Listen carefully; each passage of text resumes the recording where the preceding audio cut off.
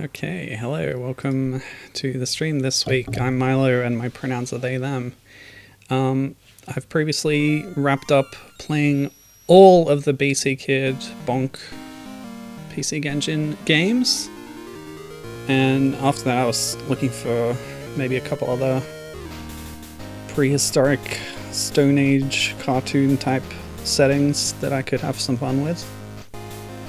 And of course Flintstones came up naturally in the conversation. I was specifically looking for games where you could play as a cavewoman as opposed to a caveman. Pretty uncommon, actually. Yeah, but someone suggested the Flintstones as a possible avenue. Having done the research, as best I could, I looked through all the Flintstones licensed games. Most of them have you playing as Fred, naturally. Some of them give you Barney as an option. Very, very few of them let you play as, for example, Wilma or Betty or Pebbles. There's a couple of kart races that if I have time I can show off at the end of the stream. They're PS2 releases only, released in PAL territories, that let you play as the women.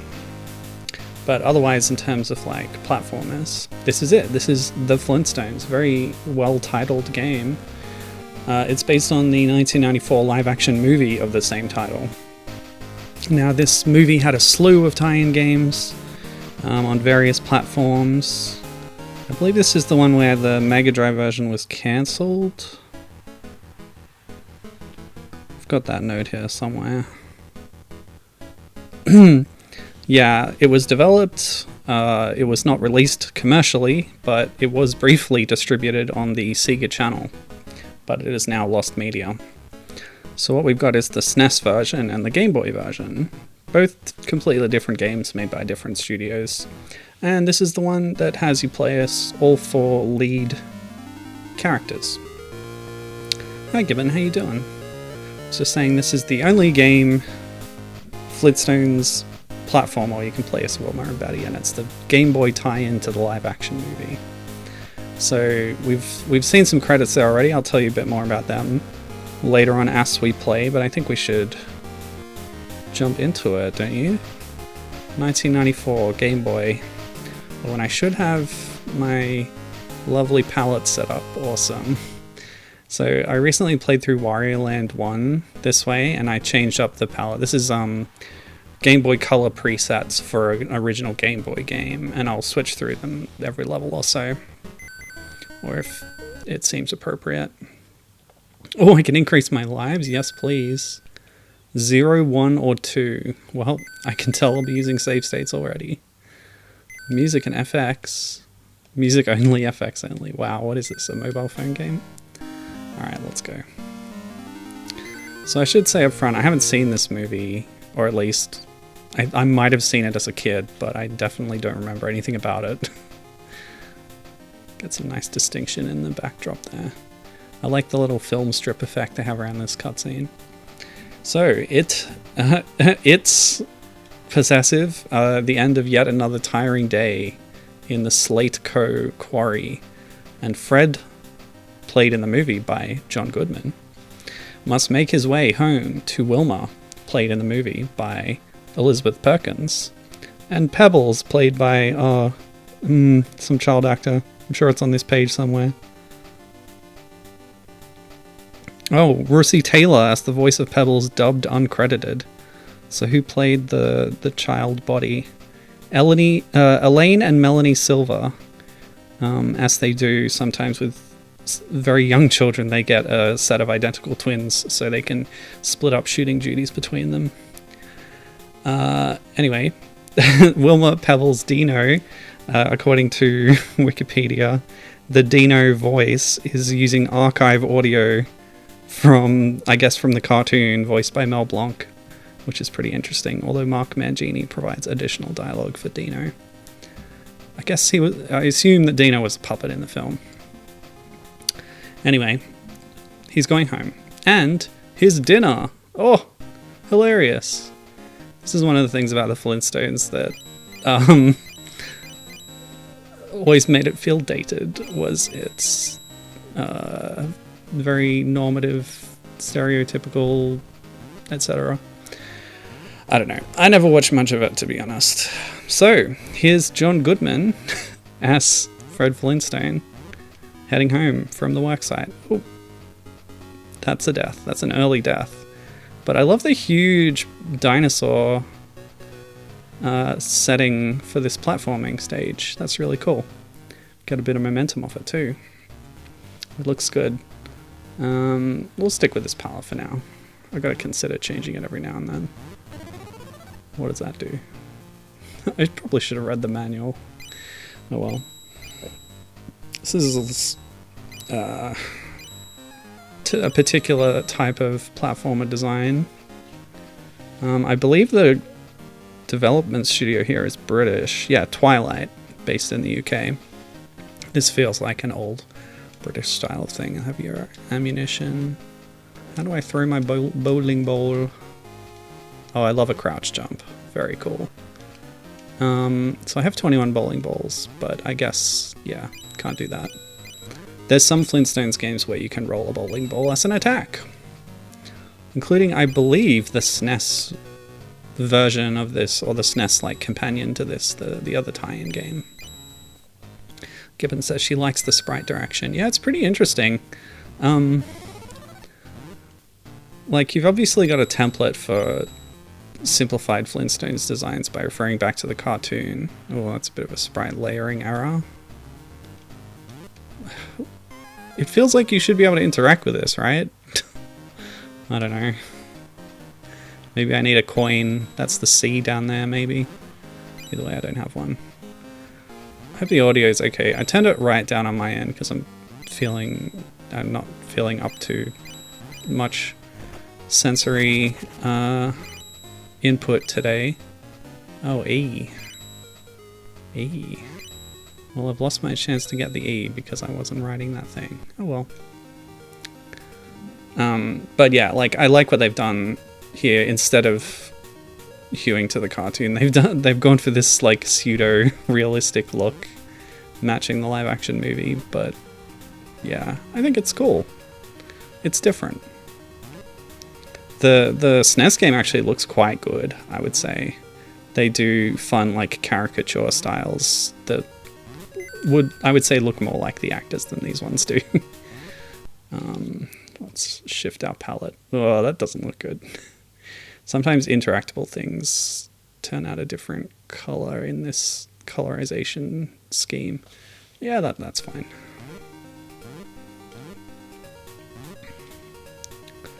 So here we are in the famous foot-powered car. Classic platformer thing, have a vehicle stage thrown in. Bit of an auto-scroller. Alright, now here we are. Oh, I love this palette. It's so cool that it's a preset. I call it the Trans Pride palette.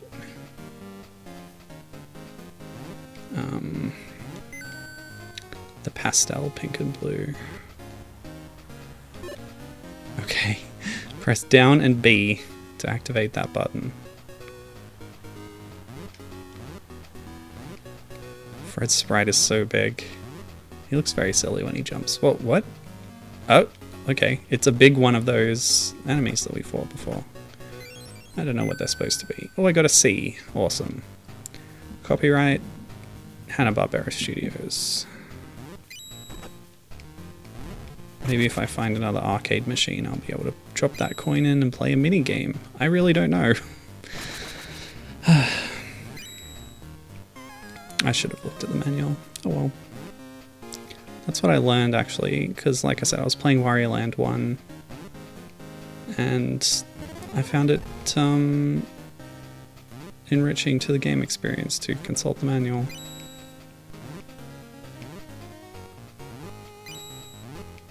You think I would have learned? Oh well. Who knows if they've even got it online.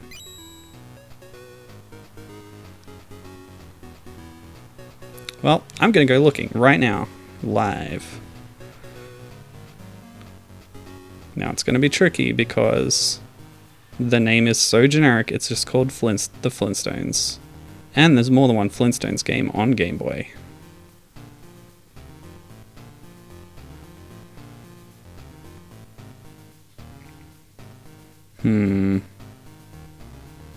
Yep, I see a manual scan for the Flintstones Burger Time in Bedrock, which is a, like, serving up the burgers at the restaurant arcade style game. But I'm not seeing one for this game. You can have a quick look at this archive collection, which requires a few more clicks. I'm doing this on my phone, so you won't be able to see it yourself, sorry. Okay. Flint. Yep, they've only got that one. Never mind. No manual for us.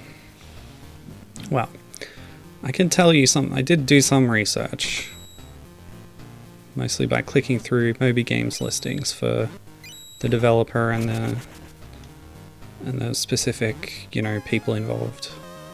So I can tell you something about that. So Twilight UK based studio, known for the Alfred Chicken series of platformers on... Whoa, excuse me? Why did I fall down and die there exactly? Something just moved me down. Alright, we're good. Thank goodness for rewinds. Yeah, so Alfred Chicken was on, like, the computer platforms at the time, Amiga and stuff. Whoop. But it did get some ports and sequels. I don't know. Apparently, it was one of their biggest things, I suppose. But I was looking at their other credits and... Oh, look at that! That waterfall animation is very smooth. In fact, the whole lot. It just stands out more when it's a little fountain coming down on its own, I guess. So I spotted that machine down there. Yeah, can we hop over here? Not quite. There's no run button. What's the dealio? Have I even set up my controls correctly? I'm wondering that now. I definitely have, because I've been playing Wario Land on this exact setup. But it's just like the B button has not done anything so far. I have all these bowling balls and, you know, you gotta wonder.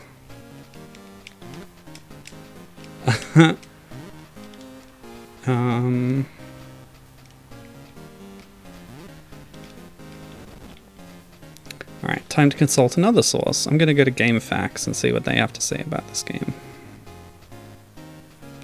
I didn't know I would be having basic issues like this. Maybe it's not really an issue. Maybe it's a skill issue. What? Come on. Why did it autocorrect Flintstones to Flintstone and then give me no results? Game Boy. Yeah, there it is. Guides.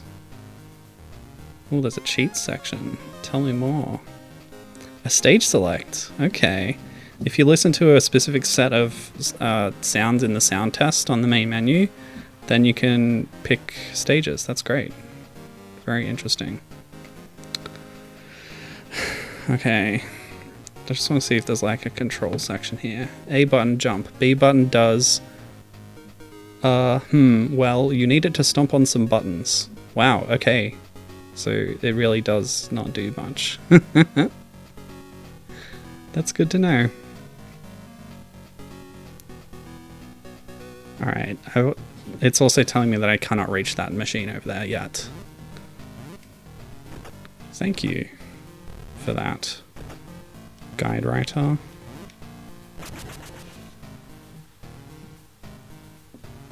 BK Stunt 31, the writer of this guide. Very helpful. Yeah, so Twilight had done a few other things in their time. The other thing that stood out to me was another movie adaptation. They did a tie-in game for Cool World, which I haven't seen. Wait, what? Sometimes it hurts you and sometimes it doesn't, I guess. When it jumps, it hurts you, sure. Did that button activate something back there? Let's try it out. Whee, slide. Nope. They added this roll mechanic in Wario Land 2, which I like a lot. Excuse me. Yeah, so, yeah, here we go. It's all back. Okay, you do press B when you have a coin to activate this, and you play a minigame. Dino Dash. Press A or B to start, select to quit. Let's give it a go. New palette for our... Oh, hang on a second. I recognize this. This is just Pac-Man. But we're playing as Dino, that's interesting. I didn't think Dino was playable, but within the minigame, yes. Or I suppose it's Dino. A theropod dinosaur. I like that the ghosts have unique appearances, that's fun. Something that Pac-Man only has different colours for the most part. Of course, they had to keep things simple at first, didn't they? I don't know, there's a lot of Pac-Man games. I've really only played Ms. Pac-Man Maze Madness, because I'm a discerning connoisseur of video games. Yeah, so I haven't seen Cool World, but Gibbon says that Cool World is a trip, and let's leave it at that. Yeah, it's... What's interesting about it, to me, having not seen it, is that it's a sort of Roger Rabbit situation where you have animated characters interacting with live-action characters, which is cool. And at one point, I made a list of all the licensed games that have this kind of premise to them, or are based on works that have this premise at least. It's a bit more difficult to do with just a game, but there is one adventure game that tried it, and it stars Christopher Lloyd. I don't remember its name. But yeah, there's Roger Rabbit games, including one by Rare. There's Space Jam games, which has that same thing going on. Cartoons and actors in the same space. Yeah, there's a few others. There's that Disney movie like Enchanted or something that has like a Game Boy Advance tie-in game that looks pretty cool. I'm not sure how much they play into the juxtaposition of those art styles, but you know, it's cool. Yeah, let's do. I like this palette a lot. This is what I think of when what I first think of when I think of Game Boy colorizations. Oh, and I did check. There are no Super Game Boy enhancements for this particular 1994 Game Boy game. No special palettes, no borders. Yeah, it's too bad. Otherwise, I'd be doing this in MGBA and using the borders, like I did for the PC Engine games. That was a good time.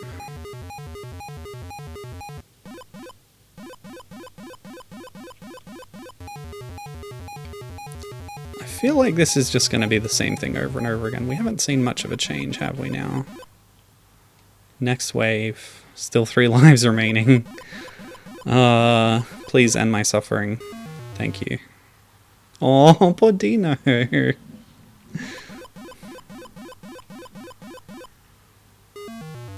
When I think of Dino, I often think of the Japanese licensed Flintstones game, whose subtitle is The Rescue of Dino and Hoppy. And then I was like, wait, I have never heard of Hoppy. I guess I didn't watch that part of the show. Just turn the volume up because it looks a little low in the OBS capture. So yeah, I looked up Hoppy, and Hoppy's only in like a couple of seasons of the show. Pretty obscure character they pulled out there. Alright, quit. Thanks for the mini-game. That was cool. It's always fun when the developers include little bonuses like that. Oh no, that only restores 1. Oh, gonna come to a sticky end at some point, I'm sure. Didn't I get a full refill at one point? I'll keep looking. I'll keep striving and struggling as Frederick the Flintstone.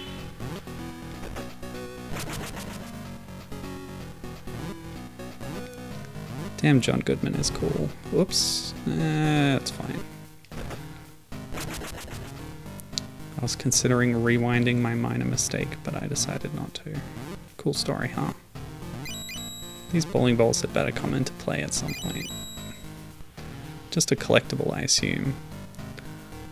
100 will give me an extra life, is what I predict. That waterfall. That's gotta be 60 FPS, surely. Looks great. Okay. Whoa! That's gigantic! Got a saber tooth here. This demands a new palette, I think. Because the green tail looks silly. What makes it look intimidating? That is just too much. The inverse colors thing is like a fun novelty, but I don't think it makes for something. It's not easy on the eyes, let's say. Oh, the tail is the part you damage. Okay. See, that's how these colorizations work sometimes, is that certain graphics are coded differently if they're interactable in different ways. Fishy. Oh, it's gone.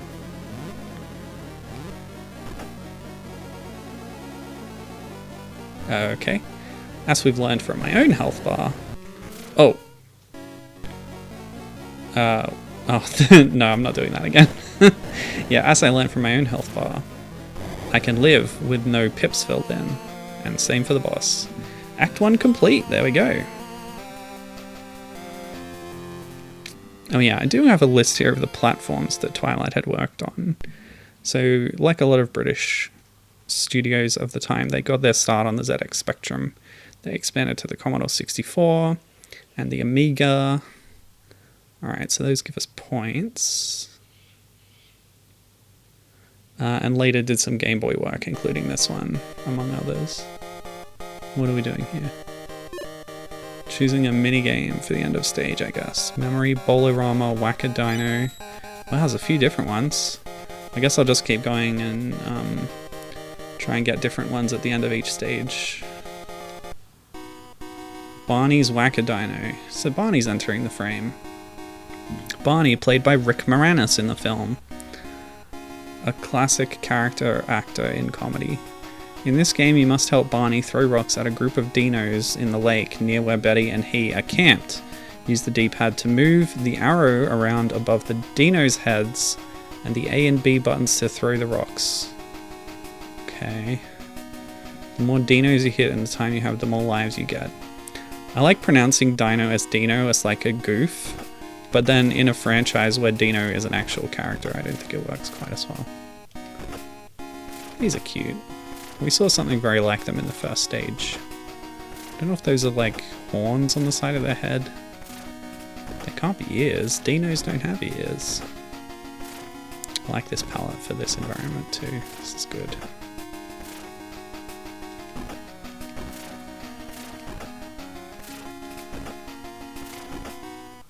Wow, this is long. Cool. That's fine. Oh, excuse me. Now, Betty didn't appear, so I didn't introduce her. But she was mentioned. She is played in the film by Rosie O'Donnell. And the less said about her, the better. But she's an actor. She played roles in films and TV. So there you go. Oop. Oop. It's not giving me a score on screen or anything. I'm just gonna be marked at the end, I suppose. Oh, I'm doing badly.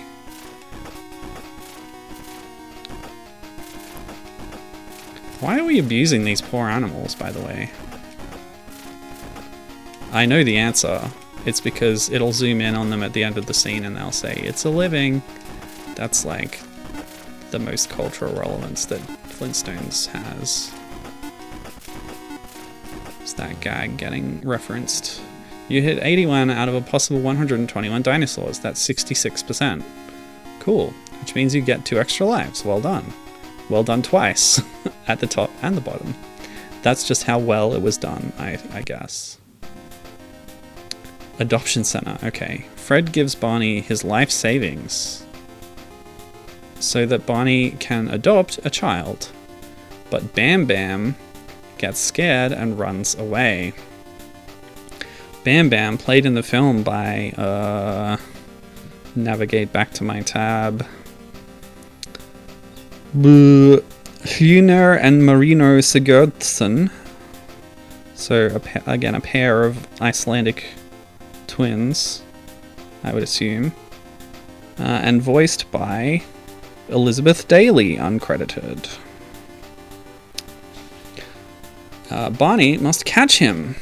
So we're getting a series of vignettes here. Presumably they have something to do with... Are you kidding me? The baby hurt me?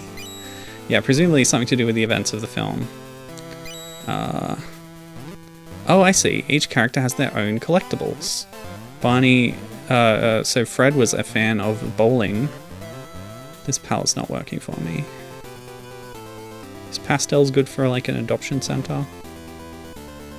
Be good for a nursery, but I don't know, adoption centers have a bit of a reputation of being a bit more clinical and unfriendly, but that's, I think, a harmful stereotype probably. Yeah, it's actually making things hard to see. Let's see what else we have. Red on blue is good. Red on blue is probably the easiest on the eyes right now. Okay, so the babies hurt you. Oh, I'm losing points by stomping the baby! What a cool mechanic. Fun. Beds. No, I can't go in the door.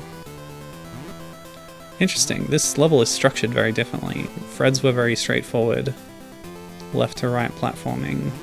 This one scrolling around all over the place. I like that. So I guess Bam Bam ran back to the adoption center. Like the orphanarium. Okay, what does the star do? A checkpoint, maybe. Alright, progress. No progress. That was literally a useless corridor. Oh, sorry, baby. They made them tough back then. They got hard heads. As you know from watching the Bonk games. Stone Age kids, they could... Oh! Sorry, baby. Yeah, they could take a hit on the noggin, no worries. So yeah, Barney's collecting teddy bears for his child, because he's a new parent. That's cute. I like that. I wonder what they're going to do with Wilma and Betty. Oh, a 1-up. Lovely.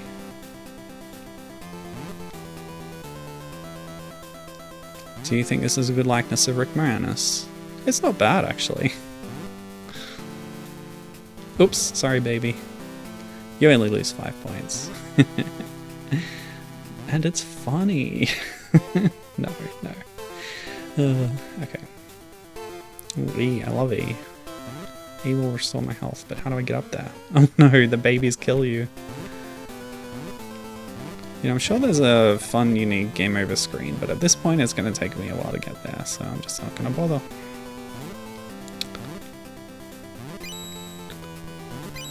So I'm assuming that, like Fred, we'll hit a switch somewhere and that'll make platforms appear, and then maybe if we feel like it, we can backtrack.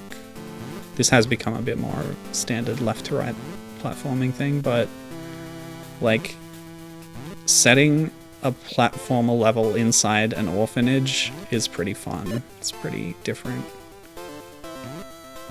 Oh, we can pass through those. Nice. I could backtrack for that E. Yeah, let's do it. Barney Rubble. He's a guy who's best known for being friends with some other guy.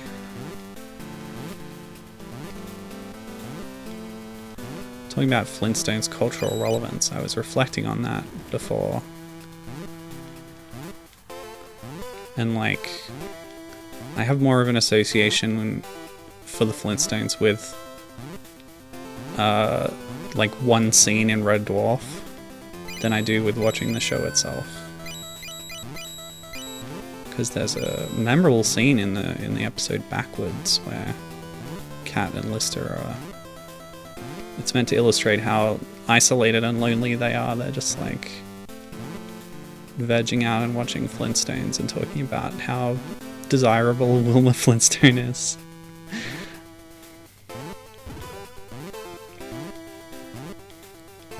And then the punchline is, why are we talking about this? This is crazy. Yeah, we both know that she'll never leave Fred, and we know it. It's very good. And then later you can oh look! It's the Dino sprite from the Pac-Man game, here in real life. Ready to be stomped. I thought that was like a baby dino that I shouldn't be killing, but no, it's an enemy. We're killing it. Since we're outside, let's change the palette up. But yeah, you can... Oh! This is traversable. Fun. Got a nice unique building design that we can climb up here for no reason. Oh, platforming over rooftops, I love it. Great idea. But yeah, you can see in later iterations of Lister's costumes that Wilma Flintstone has been incorporated as like a patch on his leather jacket and stuff in various iterations of the show. Howard Burden, costume designer. Great work there. Whoa, what was that? Like a bee or something? Hopefully we'll see more of them later. I love the sliding mechanic. It makes this feel really like... It gives it a bit of pace sometimes. There's another one. Let's just check it out. It's gone. I guess it despawned. Whatever. There! Nice angry bee. Looks good. Alright, let's keep moving.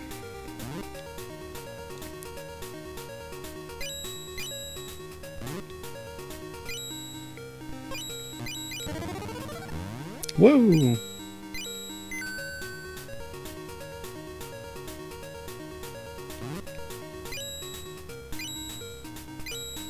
But yeah, like, it's interesting, the Flintstones, because to my generation it wasn't that relevant, but this was also the generation that had all these live action film reboots of old properties to like, so parents would recognize them and then the kids would get into them, right? And I don't know how much of a resurgence the Flintstones had, but yeah, like, I remember seeing the Brady Bunch movie.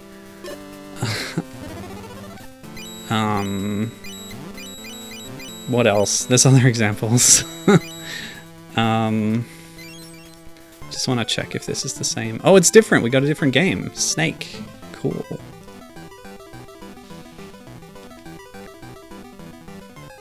Oh gosh. So Gibbon pointing out that the Flintstones were a staple of Cartoon Network and Boomerang. I don't know if we had Boomerang in Australia. We got pay TV at some point, we had Cartoon Network. But it's not the same Cartoon Network, it's like not exactly the same programming, I guess. But even if they were showing it, I wasn't really interested in watching it. Like, I did like Cow and Chicken and like... What else was on Cartoon Network? Powerpuff Girls, that was good. Dexter's Lab. I like Snake when there's obstacles in the arena. That's always a fun thing to change it up. I don't know what these different colored ones, different shaped ones do though. Because we've got like heart ones and teardrop ones.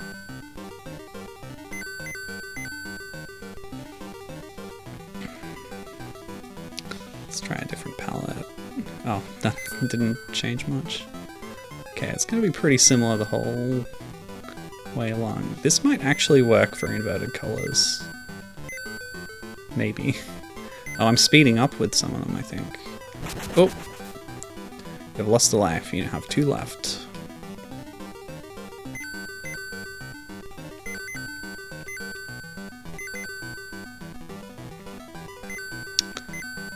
What other movie reboots of in the 90s of old TV shows were there. Addams Family, that's another one. I remember seeing that.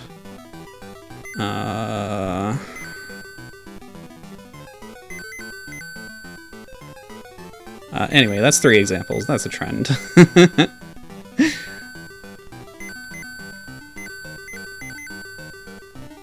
And yeah, they did make a sequel to this, which might be relevant later in the stream if we get to it, because the sequel, which is actually a prequel, the Flintstones in Viva Rock Vegas, also had a tie-in game, and it was a PS2 kart racer. And yeah, I'll probably show that off briefly at the end of the stream, no matter how long we've been going for, because it will not take long to just give you an idea of the gameplay.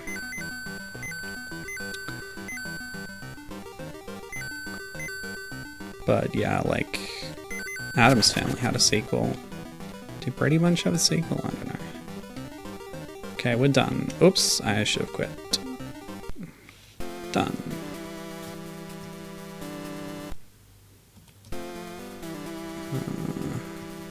Let's do that. Yeah, this one. Whoops.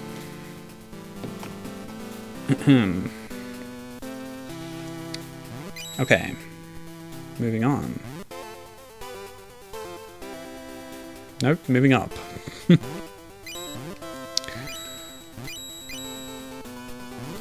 But, yeah, like, I always thought the Flintstones was really dated, because it in itself is sort of based on an even earlier, like, live-action sitcom called The Honeymooners, which, as far as I know, the premise of it isn't domestic abuse funny.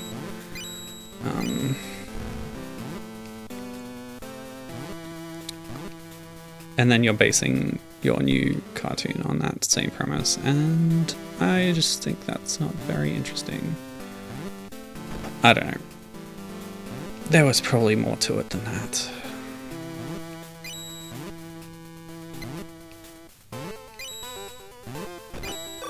I know there's a lot of visual humor about the Stone Age and how they're, well, it's right there in the theme song. The modern Stone Age family. It's like, oh, they're just like us now in the 50s or whenever it was originally made. But they're like, everything's made of stone and there's dinosaurs and stuff. Isn't that funny? Oh, I have no coins. We can't check if there's a different minigame here.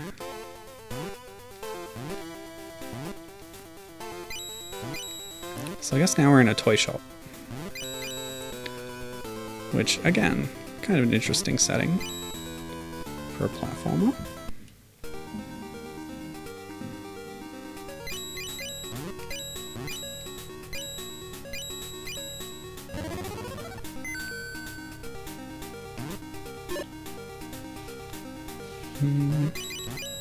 Okay. The old make an arrow out of collectibles. Uh-oh, the ceiling's falling down. Why is that happening in a toy shop? Why is this toy shop so large, by the way? Don't think about it too much. Run, Barney, run! You fool! Okay, we made it. We did not get crushed to death inside the toy store. Oh no, it's happening again! I can't even stop to change the palettes. Okay, it's Super Mario World Layer 2. It's gonna go up and down. Giant spinning top is interesting. I guess this snake is also a toy.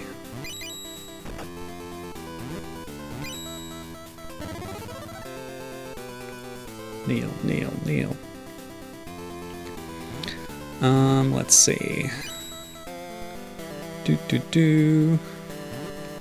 you a little about the other versions of this game. So, like I said, there were 2 other versions, one on the SNES, which was released, one on the Mega Drive, which was not released, but it had a brief distribution on the Sega Channel thing, whatever that was, roughly equivalent to the SNES Teleview, sort of. An alternate distribution method for games that did not rely on hard copies. which is pretty cool and ahead of its time for sure. But it had a rotating selection of stuff. Stuff that Sega decided that they didn't want to commercially release because it wouldn't be profitable, I guess. So this is how we got the Mega Man The Wily Wars remakes in the West. Whoa, cool. Yeah, so it was briefly distributed there, but nobody like saved it, I guess, because it's now considered lost media. Nobody now can play the Flintstones for Mega Drive. It was developed by Foley High Tech. Never heard of them. As for the SNES version, that was made by Ocean themselves, who published all versions. So, you know, those purveyors of quality. Although they are responsible for one of my sentimental favourites, Mr. Nuts. So we can't judge them too harshly, even though they did put out a lot of crap.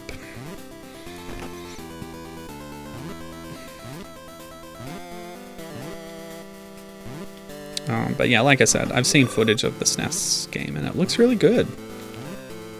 Like, in terms of its graphics. Gameplay is pretty standard, I would say.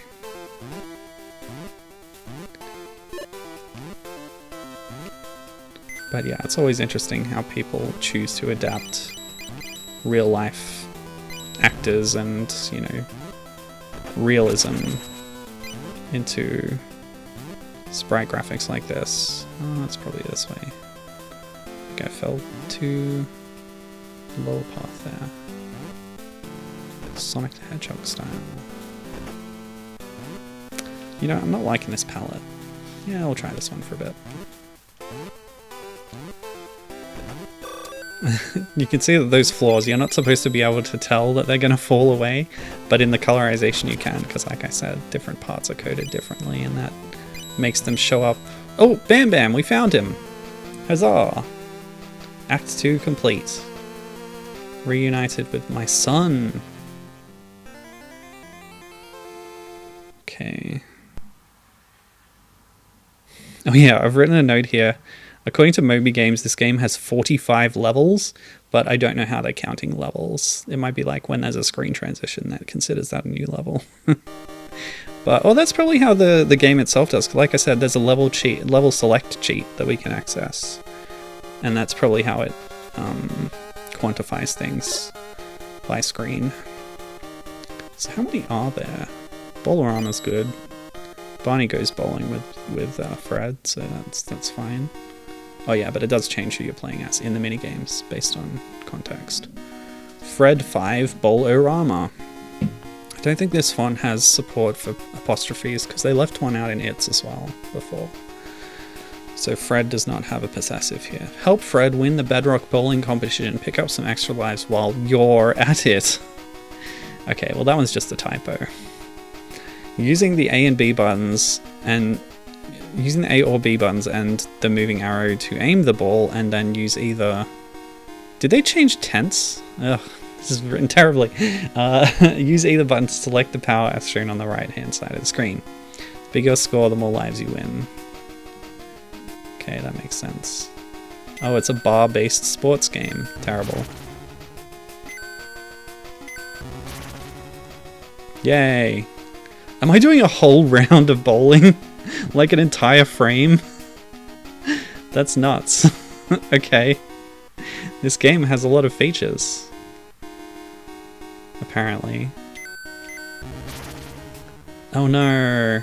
That's a classic split, that is. Alright. This is nuts. Given says she just really likes that Fred sprite. Oh, you weren't such a fan of the Barney sprite? I think I agree. I think, or maybe, no, I don't agree. I like the Barney sprite better. I think the Fred one is overly detailed. Makes it a bit muddier. Oops. Oh, I didn't do too badly. I can't believe they're making me do a whole round of bowling. That's really silly. Alright, let me check some of my other notes here. Yeah, at some point we got to talk about the creators. We did see their names scrolling past on the title screen, so it's good to have them credited up front. That's nice. But here's some other things that I noticed that they worked on that are relevant to this stream and my interests. Credited for level graphics and game design in this game, Wayne Billingham. It turns out he was also an artist on Croc 2, so he went over and started working for Argonaut, another UK studio, and yeah, he did art on Croc 2, the sort of maligned sequel to 3D platforming classic Croc, as well as their kind of, I was going to say follow-up, like, they did an Emperor's New Groove game on the PS1, which is sort of in the same wheelhouse as Croc 1 at least, which makes it kind of interesting to me. Those kind of small, contained 3D platforming areas. Cute face. Oh, did we win? Are we finished? No, we're not finished. No, why would we ever be finished? That would be foolish. Yeah, okay. But yeah, after that, he apparently moved on to a different studio. Well, I guess Argonaut folded at some point. Alright, how did we score? I scored 140. Sorry, it says so, but it looks like a 5-0. So, you get 3 extra lives, because I got the maximum reward there, which is, yeah, I didn't know I was so good at bowling. How about that? Oh yeah. Oh yeah. Oh yeah. Look at that likeness. That is brilliant. Now that's John Goodman.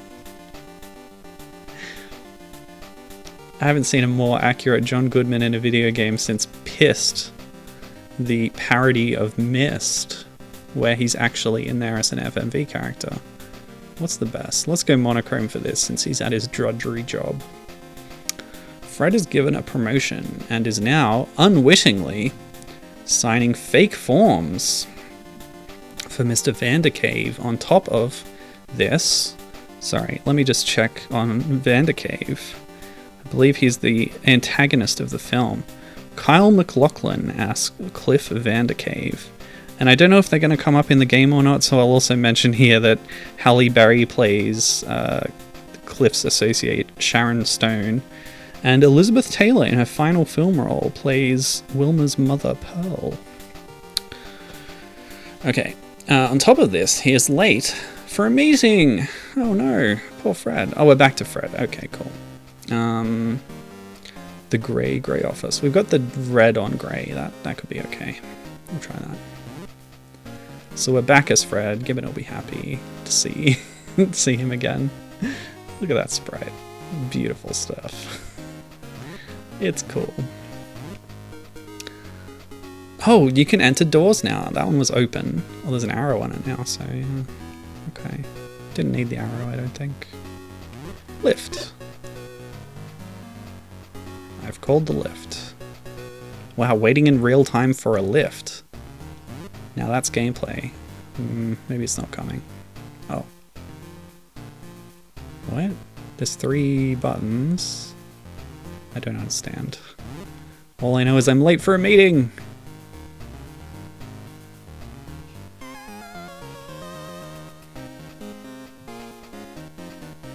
Is there another character? Mr. Slate.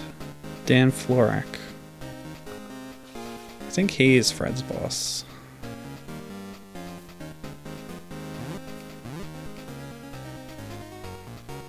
Slate Co. What?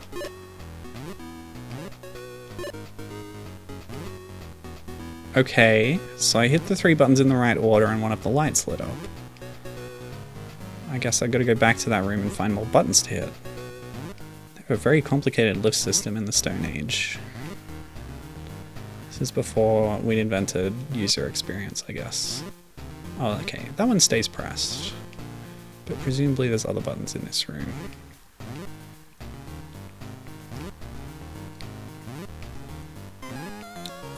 Okay. Yeah, so Wayne Billingham worked at Argonaut, eventually moved on, and I believe he went to work at Rocksteady because he's got another credit here for Batman Arkham, etc. Those ones.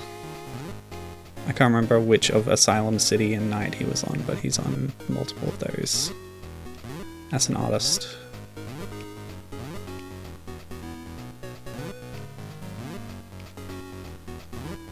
Ooh, Rocksteady. Very Flintstones relevant pun. Ugh, you know, I'm rewinding that. That didn't happen. I executed my jump perfectly, I'll have you know.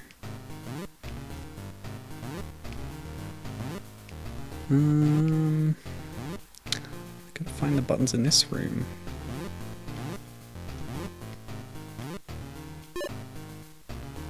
That's 2.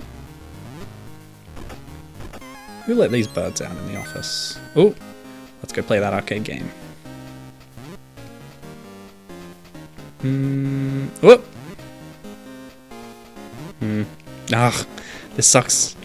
Alright. Instead of sliding down there. Yeah, we can walk across here. Yeah, there we go. I'm just curious. Oh, it's Snake again. Never mind. I didn't do that.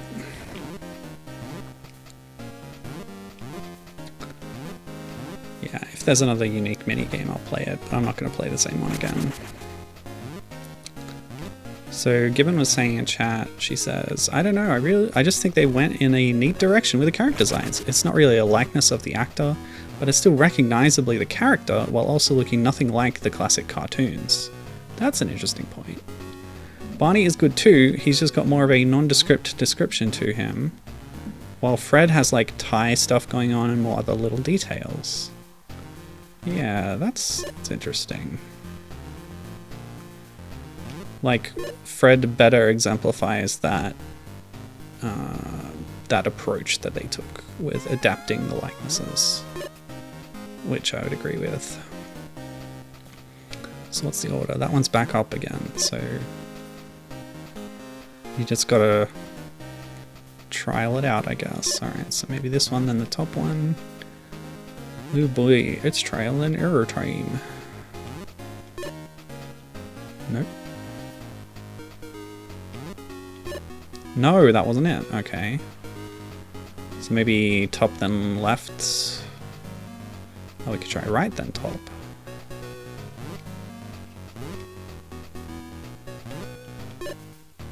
Now, did that reset it? It did. Okay, we can go top then left.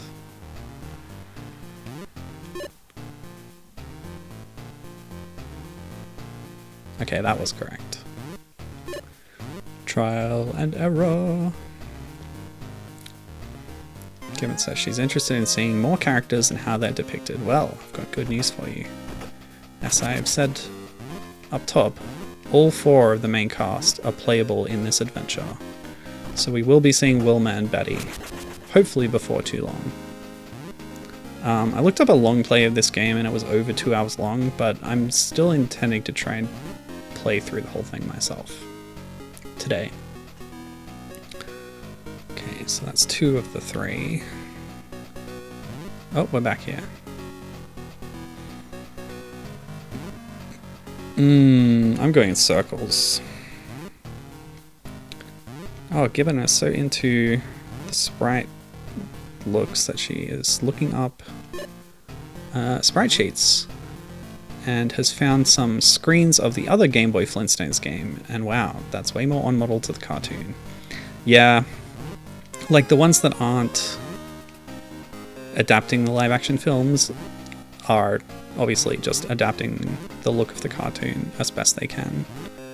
The one on the Game Boy Advance is closer to it, but looks worse, I think. Hi, Captain. No sprite sheets for this game. Oh, that's too bad. Unfortunate. I think this one's pretty obscure. Ah, that didn't work. Where's the 3rd button? Hopefully it's close by. No, I don't think it is. I think it's further up. So we gotta try and remember what we've done.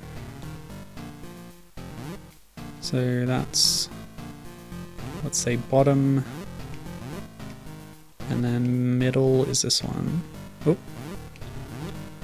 So it's, yeah, if I press that, the other one will come back up because that's wrong. So I need to find the third one. Where are you? Oh my gosh. Yeah, I don't know about this mechanic. Where is the other button? It's not down here, is it? Nope. Captain is admiring the sprite, specifically when you finish a slide. I don't know if there's a separate one. There's a sliding, there's a... Oh, that one. Yeah, that's a good one. Yeah, that's true.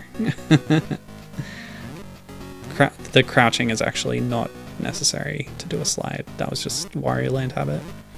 Alright, so here's the top one. So you press down and B, we've pressed that button. Has this one popped back up? It has, which means that was incorrect. So I will load the state. And then I'll try bottom, middle, top. So we can do middle now. And then C. That's incorrect. So top. And then, so it's either top, middle, bottom, or top, middle, top, bottom, middle. Maybe? Wait, did I do that already? Well, if this doesn't work, it didn't. Okay. So we can try top, middle, bottom.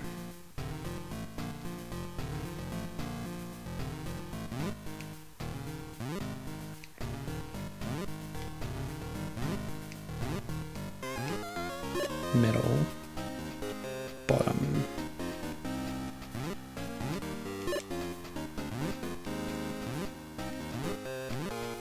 That was it! We have successfully activated the lift, all the way to the top floor. It took us long enough. Oh, look at that. Beautiful. More rooftop platforming. What is that? Got another one of these giant things. Very good. Yeah, what are you? I do not understand you, and therefore you must be destroyed. It is the human condition.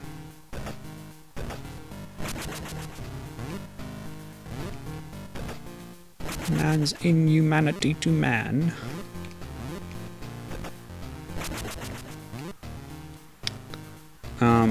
But yeah, like, this game provides an alternate framework for how to interpret the characters based on the live-action movie, right? And that's kind of cool. But the rest of them pretty much just adapt the cartoon looks, because why not? I want to be brand consistent. The only exceptions to that,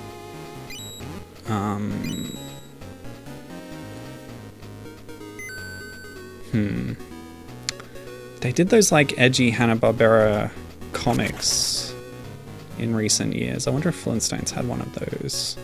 I'm thinking of other like alternate art styles for Flintstones.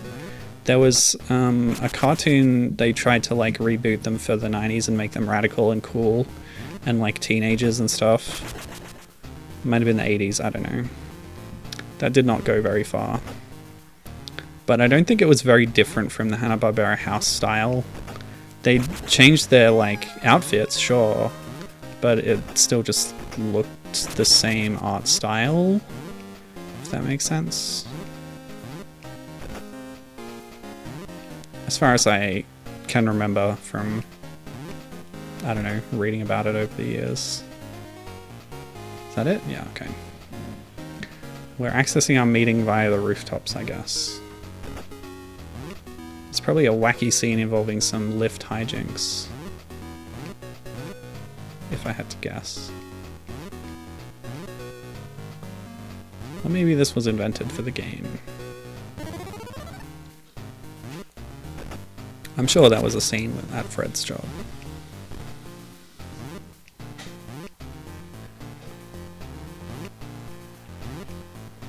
But I don't know, like, what even the plot of the movie is, and I don't think we've really had it revealed to us so far in the game what the overarching plot is. We don't have an antagonist. We just sort of have various events in the life of the characters. Okay, Dino Invaders. We've got a Space Invaders clone. We're shooting something at some dinos. It's competent enough, I suppose. Oh. You can't have more than one shot on screen at a time. That would be absurd. That's how the game design works anyway, so it's fine.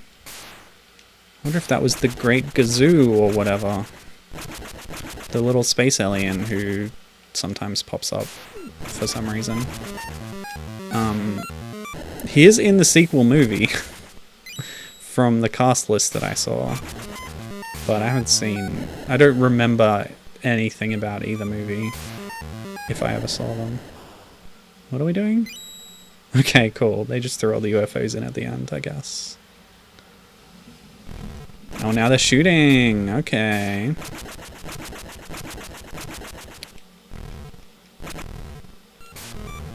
I like this, adapting old, like, arcade games and... I don't know, Snake's not an arcade... I guess it is. It's Tron Light Cycles. What was the first thing that called it Snake? This... 1984, that predates, like, Nokia's phones, right? Oh! But Snake, as a game, must predate Nokia phones. But what platform, like, would it have been on? I have no idea.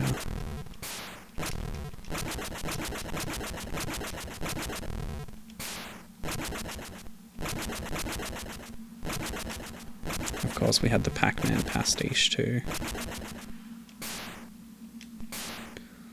But presenting them as, like, in-universe arcade machines is a fun touch. No UFOs that time. You know what? I think we're done with this one. I'm just gonna quit. Cool. That's nice. I would dearly like to know what those critters are actually supposed to be. And if they're based on something in the film. I wouldn't know. Oh, I gotta get that. I gotta get it. Yeah, the goodies. This reminds me of Flashman stage in Rockman. You fall down. Rockman 2, that is. You fall down, and if you don't hold right at the correct time, you miss out on a bunch of goodies. Not something you would know to do. Unless you've played it already. Oh, okay. Boss fight. Cups. Get cups? What am I doing with the cups? Okay, arrows. Fill cup. With something. And then what? Drop it on the table. It didn't work. I guess this is Fred's boss. A very angry man, it seems. Oh god.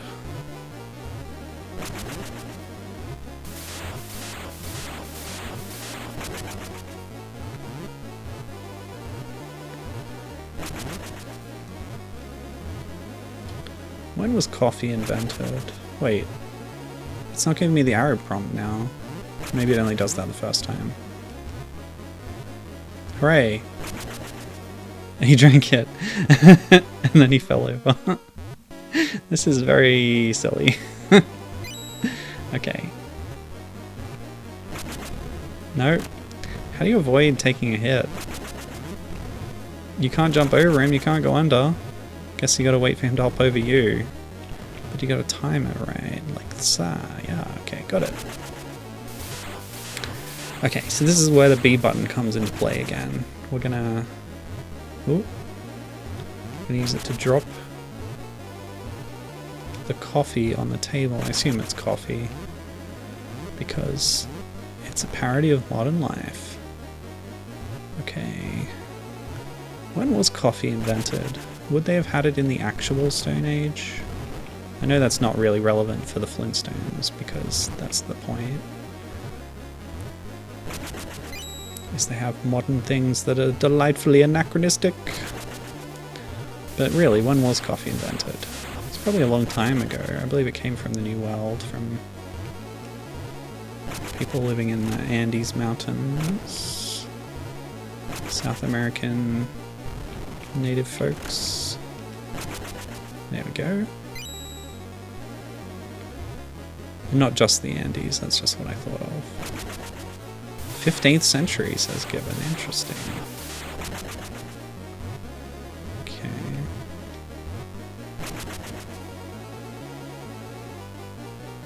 Why is it hurting him? Am I giving him bad coffee? Is it poisoned?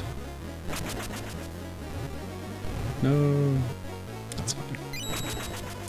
It comes from Yemen. Oh gosh, I was way off. What am I thinking of? I might be thinking of chocolate. Add the cocoa beans.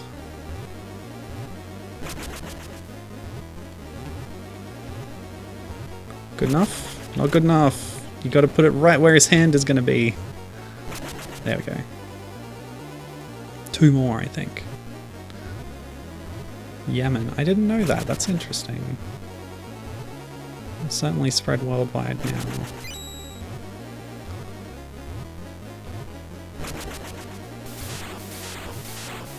Is the 15th century when it was brought to the old world? Or did they only start in Yemen then?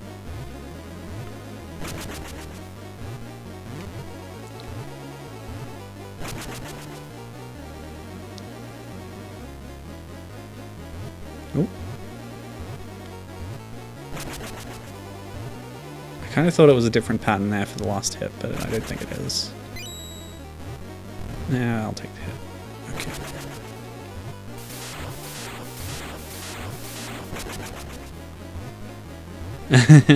Gibbon does not know which of those it is. Fair enough. Are we done? Should I hop on his head or something? Nope. That would be highly inappropriate in a workplace situation, Fred.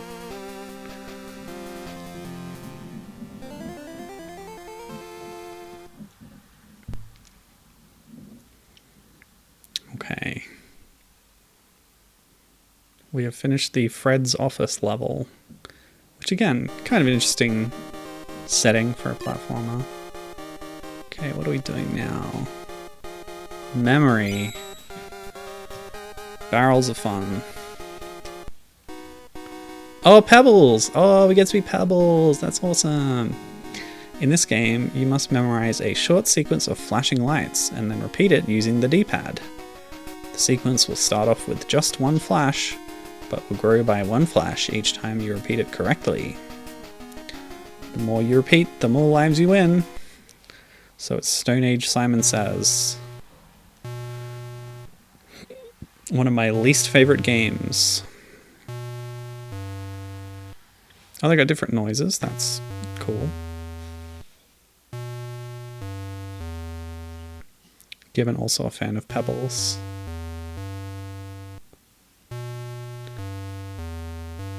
Yeah, I always liked pebbles for some reason.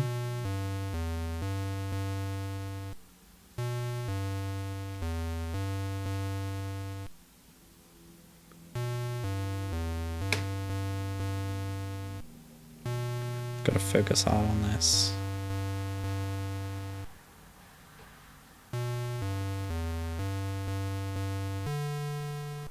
Okay, now we've seen all of the inputs. So I don't mind if I fail from here.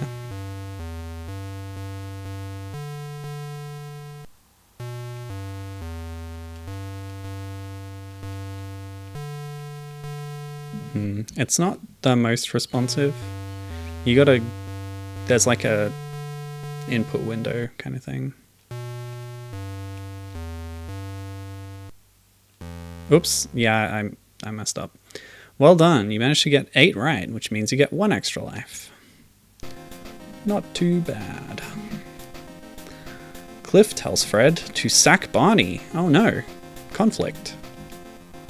Barney, Betty, and Bam Bam, again, no support for commas in this font. Maybe they just hadn't invented commas at this point in the Stone Age. Anyway, Barney, Betty, and Bam Bam have to rent their home to make some money and live in the forest instead. That's not how I thought that would go. So Fred was cowardly enough to actually fire Barney. And they've become unhoused as a result. Betty must search for food. Alright, so Betty's quest is to be a provider for her family and get food in the forest. Well, that's fine. That's all well and good. Her currency is eggs, which I guess fits the theme of searching for food. No, I don't want to take those hits. So, what do we think of this likeness of Betty as portrayed in the film by Rosie O'Donnell? It's pretty simple again. I think it's leaning more toward the Barney end of things than the Fred end of things, as far as previous sprites we've seen. But I like the way she looks. I think it's pretty cute. What? Is this a frog? I guess it's an X-frog now. Also, you don't get to keep your coins when you proceed to the next phase. Unfortunate. Oh boy. That thing is freaky. What even is it? Is it a frog? Pretty creepy looking frog. Alright, I guess we go this way? I like the dithering on this sprite. Oh. Is that doable? Not sure. Does this go higher? Where else can I go? That hurts me. Maybe there was more to the left down here? Oh, Gibbon's been doing some research. Looks like coffee got brought over to Europe in the mid-16th century, but earliest evidence of what we would consider quote-unquote coffee first appears in Yemen in Sufi monasteries using beans that had been brought in from Ethiopia by merchants. As a prominent Sufi imam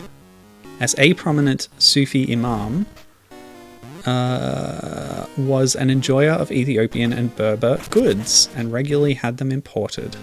Wow, that's interesting. So they'd probably been making it in Ethiopia before that, but the recorded history is put down by monasteries, as is often the case in that era. In this case, the Sufi monasteries of Yemen. Interesting. Wait, what? Why did I fall off?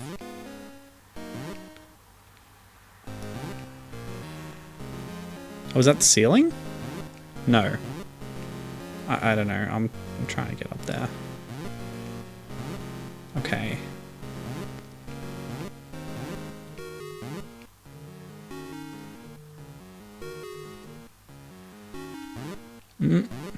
Nah.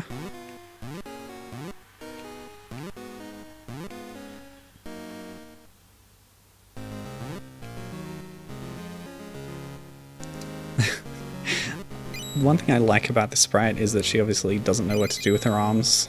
Oh, my eggs. Oh well, it's fine. Eggs. No.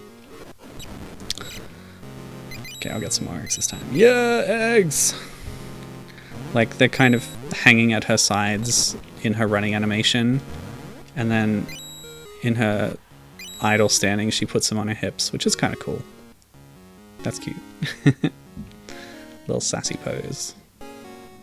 But the, like, holding them out by your sides. That's funny. I think I'd probably do that. Yeah, Given also saying, I don't know what to do with my arms either.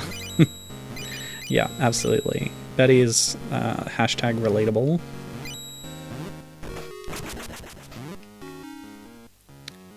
I don't know if I'd go so far as to call her a girl boss, but I don't know. I think I like her more than Wilma so far. Maybe Wilma will wow me later, but we've literally seen nothing from her yet, so yeah. Oh. Oh, I have plenty of extra lives. Let's check out what her crouching animation looks like if I don't die. Why don't we just go in here instead? Whoa! A lot of trap floors around here. Intangible floors. Alright, when I press down, she does a little squat. She pops a squat. What's happening with her legs there? Is she doing the splits? It looks to me like there's one leg on either side. She might be doing the whole sitting down, legs folded, legs like crossed, not crossed, where you put them together and then to the side. You know what I mean. When you sit down.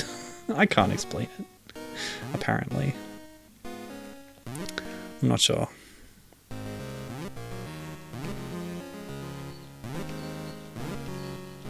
Nah.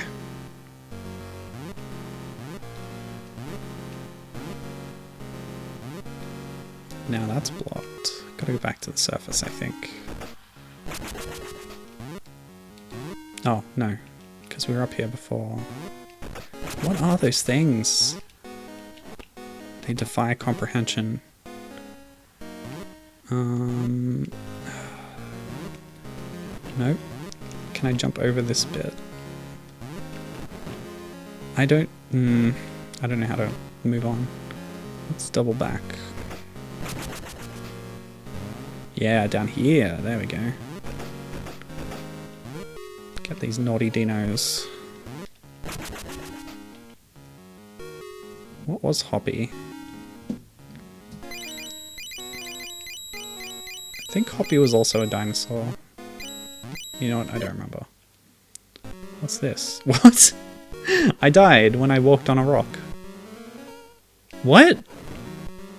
I can't jump on a rock either.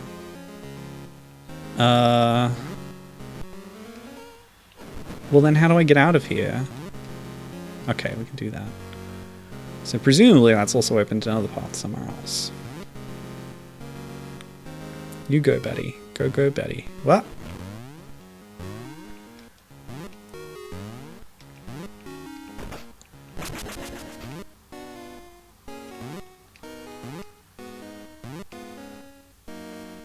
Nope. Unless...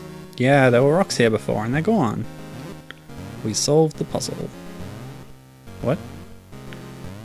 Oh yes, you hold jump, get a higher bounce. Off these springs. They're probably mushrooms. In true platformer game tradition. Bouncy mushrooms. And what better animal to bounce off of than a frog?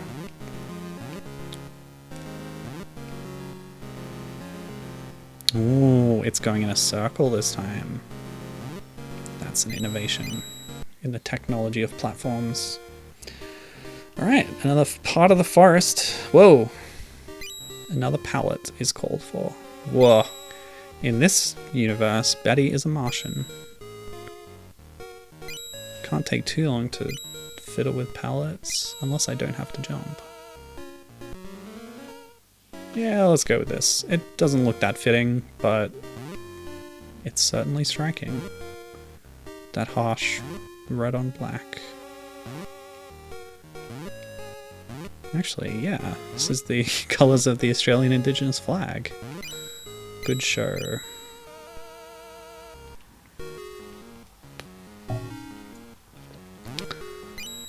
What? Oh no, did the forest burn down? We've got a little sentient fireball running around here. With eyes. Turns out I picked a very appropriate palette for this setting.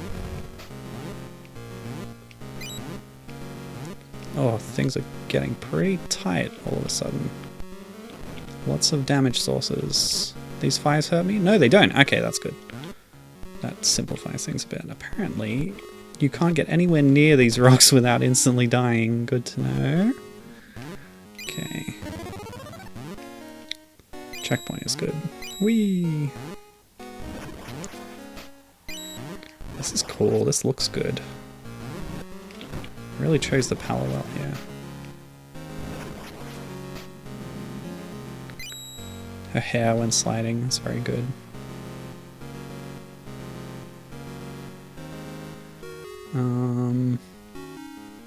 Can I bop a fire? I can! What do you know? Maybe they're not fires. It's some kind of animal. It's Certainly look fiery. Or maybe they're an animal that is on fire. That's a cheery thought. At least there's plenty of eggs in this burned out wasteland.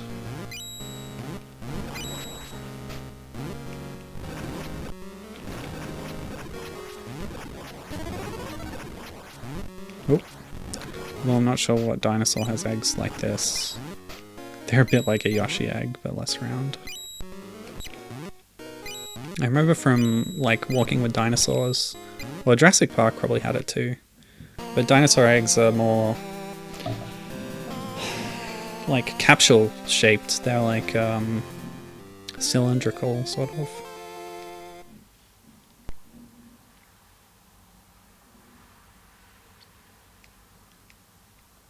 Well done, Betty. Oh, that was the end of the Betty section, I guess. Whack-a-dino, we've done it. We'll pick something else. Cracks and crosses. That's new. Bam Bam's Cracks and Crosses. Move the cursor around the play area with the D-pad and place a cross with the A or B buttons. Get 3 in a row before Bam Bam and you've won. Oh, you mean it's noughts and crosses. That's pretty interesting. Not. Okay, get ready. Oh, I get to go first. Middle is a strong pick, isn't it? Oh, that's fun. I'm placing bones in a cross, and Bam Bam smacks his club down to make a round crater. That's fun. Okay. Gosh. Yeah, this is guaranteed win, right? Wait, I messed up. It's a draw! Hooray! Literally the simplest game of all time. Oh no, he's going first. The middle is good, right? Am I crazy? Hold on. Oh, this child is outsmarting me. I'm not smarter than a Stone Age 5th grader, apparently. Be stupid? No, he didn't want to be stupid today. Oh wait! I literally missed that I was gonna win. That was stupid. Okay. I'm gonna throw this game. Well done, Bam Bam. You're very smart. Well, good job, kiddo. Unfortunately, we can't say that we played as Bam Bam because we were playing against Bam Bam. Whoa, wanted! Gosh. Fred is framed for stealing money. It's got a good John Goodman look here. Yeah, red on green. Perfect. Fred is framed for stealing money from Slate Co. So he goes on the run from the police. Sounds like another Fred mission. Okay, what are we gonna do? Back to the classic red on blue. I think that's a good look. Ah! It's the police of Bedrock. Can we bop them? Hey, buddy, get bopped. Whoops. Wow. And then the policeman exploded. If only it were that easy in real life, am I right?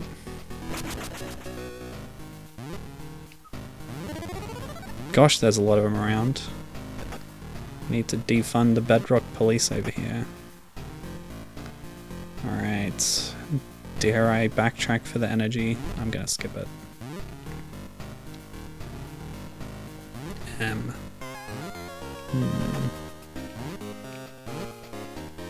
Bowl. Oh, you can actually jump on the bowling ball? Okay. Frog! One that actually looks cute, unlike that horrifying monstrosity in the forest. So Fred's getting a lot of airtime here. Wait a minute. Is that Fred's face spitting water out? How? Why? Why? It looks kind of like him, right?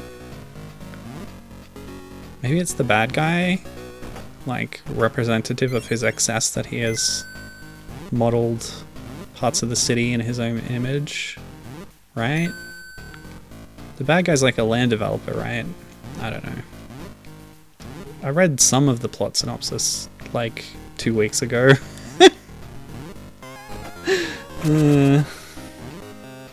But Fred works in construction, right? Maybe he modeled the things on himself, if he's like a civil engineer. 11. 2 bloody stumps. Number 11. What is this face? And what are these numbers? I don't understand. I came in 3. Let's go in 4. Is this a teleporter maze?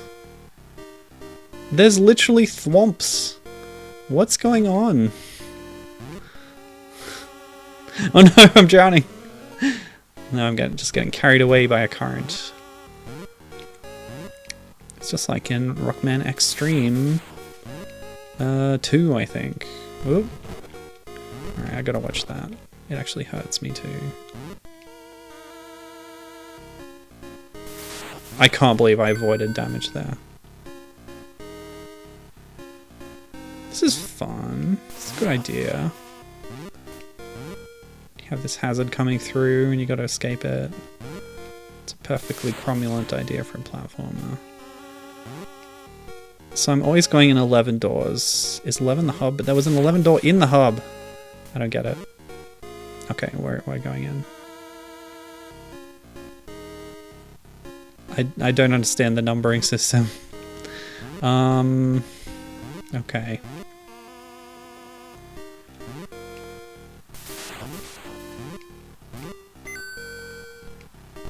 Whoop. Pick up some speed there. I don't know what number the door this is, but I'm going in. I don't understand. Given says, the bounding boxes are very generous in this game, I've noticed. Yeah, that's a good point. It makes for a fun feeling game if it's erring on the side of generosity for sure, I think. Isn't this... There's a boss in like Oracle of Ages? Zelda Oracle of Ages? Or is it Seasons? That's like a big face thwomp just like this. You gotta throw bombs in it.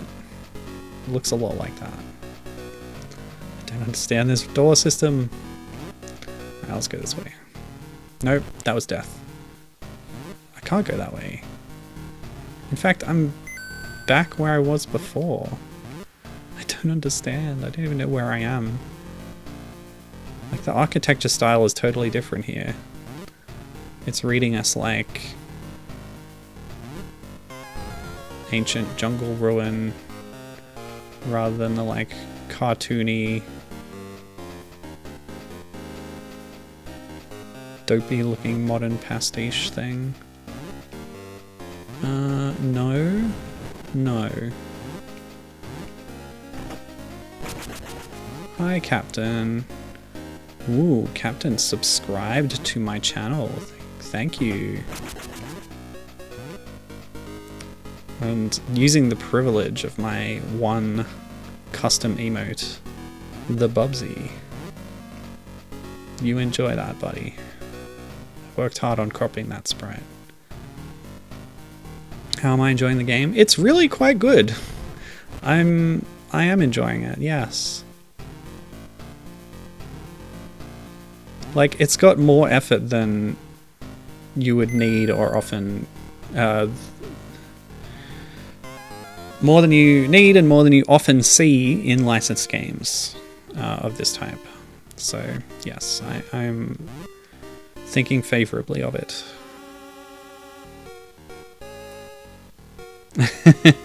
Captain is also now reacting to this fountain. The fountain that looks like someone vomiting water is a bit much. Yeah, we're just trying to figure out the logic of it. Like, why does it look like John Goodman as Fred Flintstone? How did that happen? I wondered if maybe it was modeled after the bad guy. Don't even need the energy. Alright, so I came out of here before. I'm gonna head right from here this time.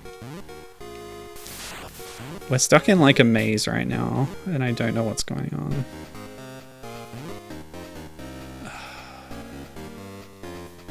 Okay, this is new, I guess.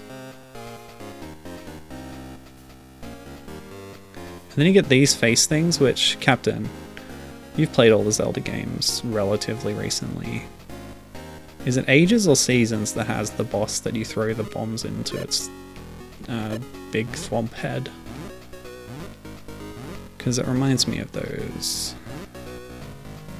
And then it has like different emotions on the different faces. Oh, where are we now? We've been here. This is the first room I was in. Ah, but I pressed that button. Oh, that little idle animation. I didn't see if the other characters had unique idle animations. Damn, I don't know if we're gonna get to play as Betty again. Wow, instant death. Damn it.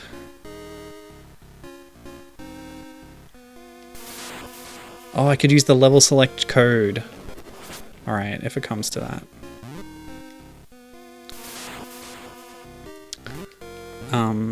Did I say that Captain said that terrible, terrible boss, I believe, Seasons, he said. Yes, you missed other characters. So each chapter has alternated the playable character. So we went Fred, then Barney, then back to Fred, and then Betty, and now back to Fred again. So it's very Fred heavy, but we have had a chance to play as other people, including Pebbles in a Simon Says minigame, and a Snake in a Snake arcade game. And I guess we played Dino in a Pac-Man game too. So it's been quite a variety. No sign of the Great Gazoo, except maybe in the Space Invaders game. Ah, Captain did see the Snake game. Okay, there's another button.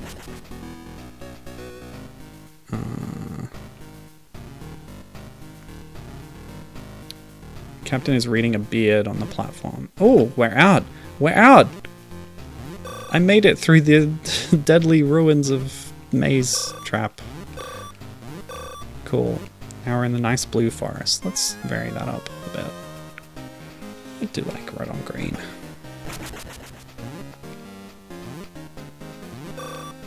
Well, we're done with the platforms. I could kind of see what you were saying about a beard, yeah. Now, do you want to have a go at what this creature is? An octopus, maybe? Oh, what? What? Yep, that was a death. That didn't happen. Oh, Captain was also questioning what that bouncing enemy is, just as I was. He's saying it's an Octorok. Okay, so this is a Zelda game. 1994, so it actually predates Seasons. But it's got Octoroks and those thwomps, so yeah. Capcom definitely ripped off this game. Were there Octoroks in Seasons and Ages? Don't think so.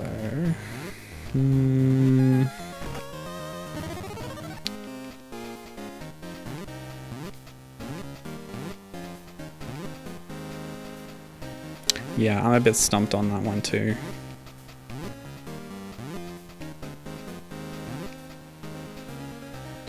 Maybe it is literally inspired by an Octorok from Zelda.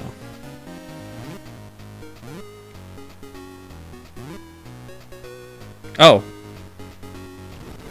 I didn't know that would lead directly to death.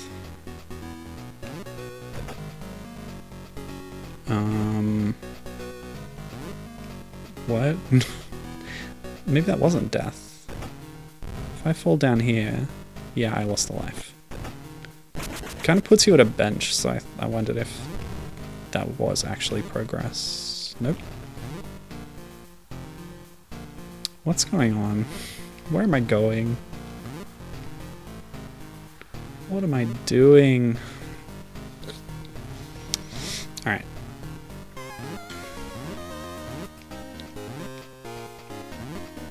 Now I really am going in circles. Oh, I didn't try walking off the edge of the screen. I was like, oh, it's a 1-up. That's the bonus for coming up here out of the way. Why would they put a 1-up directly at a screen transition?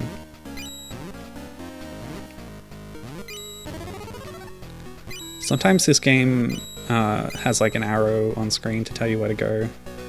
Presumably as a result of testing when players would not know how to proceed. And that's a quick fix to aid a little bit of player comprehensibility of game design, I guess. Oh yeah, there are Orocks in the Oracle games, of course, because you can become one with a ring. Now that you mention it, you're absolutely right, of course. They're all over the place. They're a basic enemy.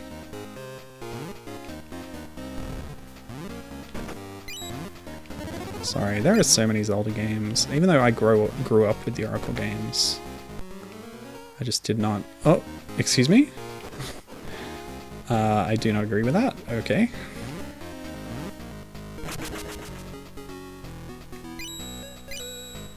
Captain saying the off-screen dino drop seems a bit rough. Yeah, agreed. Definitely. Now, unlike in Super Mario World, you will not do damage with a slide here, so... Gotta beat those dinos off before getting through. Please don't look too closely at what I just said. Alright, who is this? What? Huh?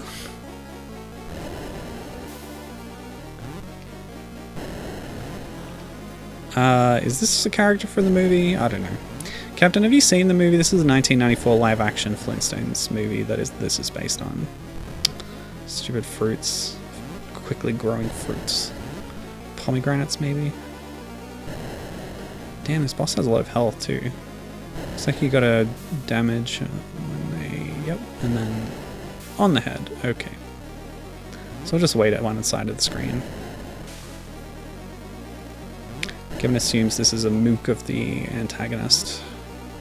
Yeah, looks like the tough guy sort. Ooh, Captain has seen the movie in theaters, and not since then. Well, that's pretty cool. I would have only seen it on free-to-air TV, I think. We taped a lot onto VHSs back then, but I don't remember ever rewatching it. And I don't specifically remember seeing it for the first time, but I think I might have. Wait, what? So that's damage? Let's just jump over. Fruits. No. Fred doesn't have like a damaged animation, so he just like goes into the air and then falls down. He has like a death animation. But, I'll show you what I mean. See, standing still and then death. It's odd. It just looks odd. Right.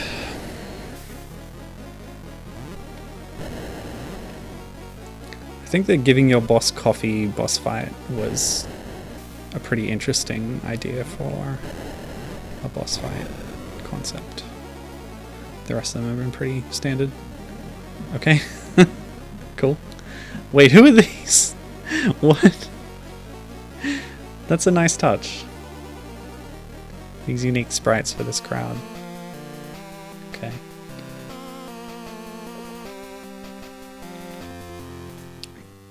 Reminder, I was on the run from the police that whole time. Because the game forgot about that, apparently. So I just took a detour in the jungle. Yeah, Act S complete now. The 5s and S's are very similar. Ooh, minigame time. What's next? Have we seen them all now? Cracks and Crosses, Memory Bolorama, Whack-A-Dino. I think that's all of them. Yeah, we've seen them all. So what's a short one?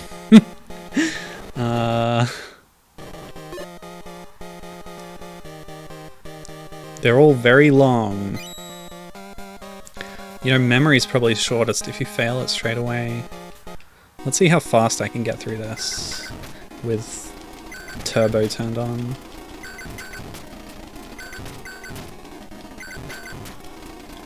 So we don't really need extra lives.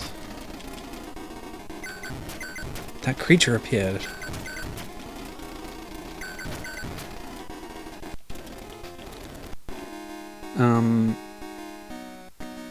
Yeah.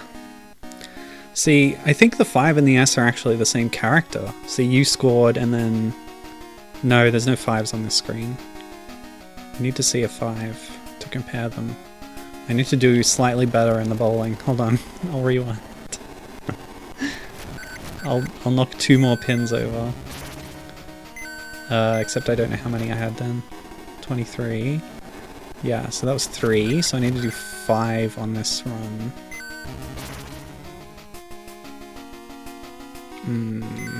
Nope, that's bad. Oh, was that 5? Yeah, we did it. Alright, now compare the 5 in 25 to the S in scored.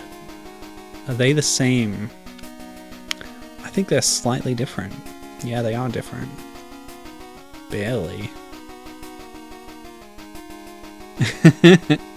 Captain says, no offense, you're terrible at this minigame. Hey, last time I did it properly, I got the maximum number of 1-ups, I'll have you know.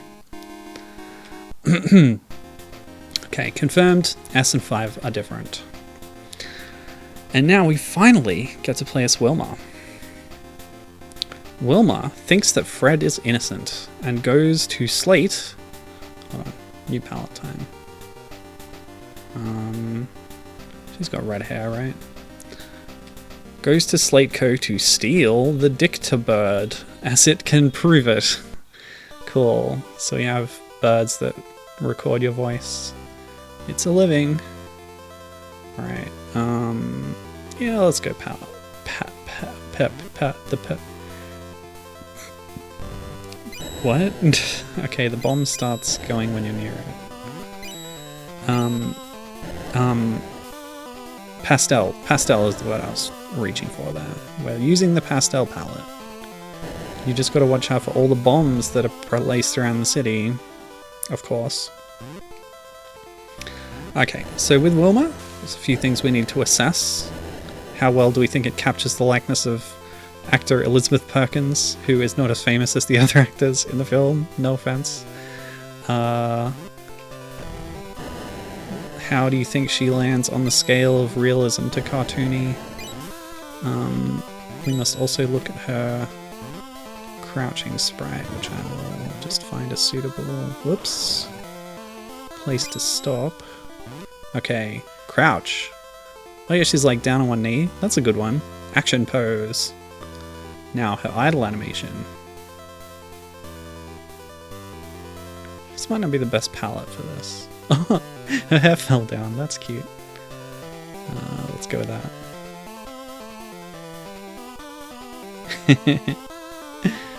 Yes. It does look like a difficult to manage hairstyle.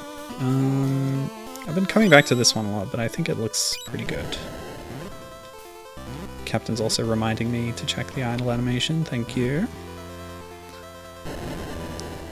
I'll load earlier stages to look at Barney's and Betty's later. It's an important part of the game, I'll have you know.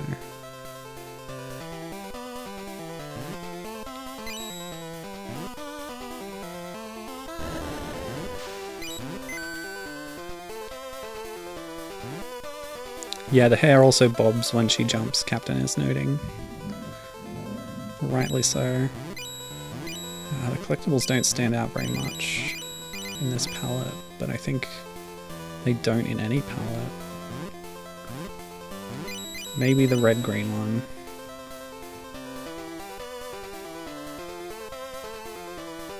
Yeah. It's either you stand out or the items do. You gotta choose.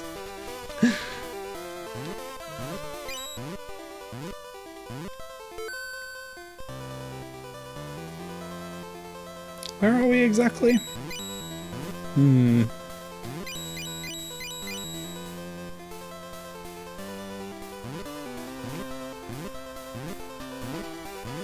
course, it's the scene with the giant paper shredder in the office. No, they probably employ a dinosaur to be a paper shredder.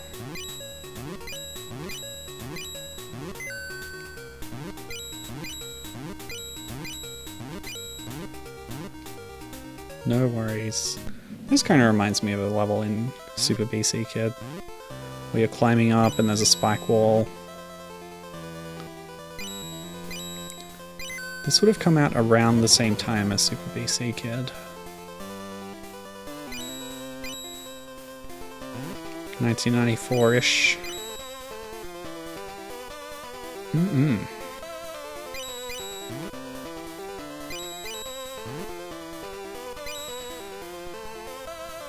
I wonder if this is an accurate representation of the film.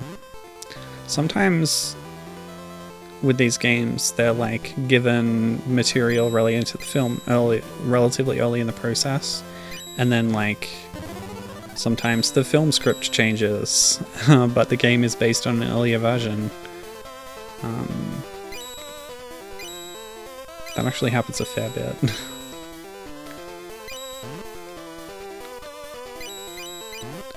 Of course, like, this is, I think, fairly abstracted in terms of what you're doing in the game, but the cutscenes and like the plot that they cover, they might, you know, have more to do with the plot of the film. Did this game invent the one wheel?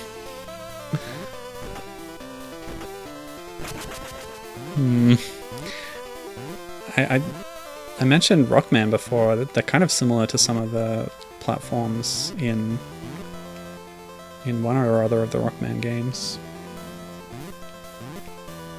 Is this the same level layout? No, it's not. It's like the same graphics. Whoa!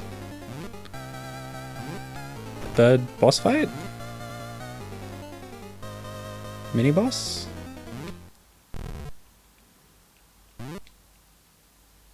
Okay, the music had one loop and then it stopped. Okay, so that was the Dictabird that I was looking for, and we got it. Act 6 complete. Is Wilma's playable segment over already? Yay, gems. Why gems? Unclear. No, not another mini game. Once you've seen them all. Okay, we can lose this one easily and quickly. Okay, it's the Pebbles memory game. Yeah, by implication you're playing as Pebbles in this one. Pebbles' turn. Oh no, you're not. You're playing against Pebbles. Because she sets the pattern and then you repeat it. So no playable Pebbles, sadly. You know what suits this one? Green and red. Very simple pattern so far. Really? Okay.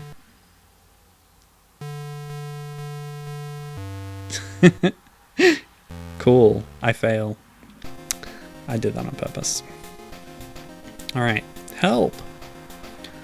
Wilma takes the bird and frees Fred. But Cliff has kidnapped Bam Bam and Pebbles. So Fred must save them. Oh, back to Fred again. Of course. Of course. Fred gets enough to play in all the other Flintstones games. Should give everyone else a turn.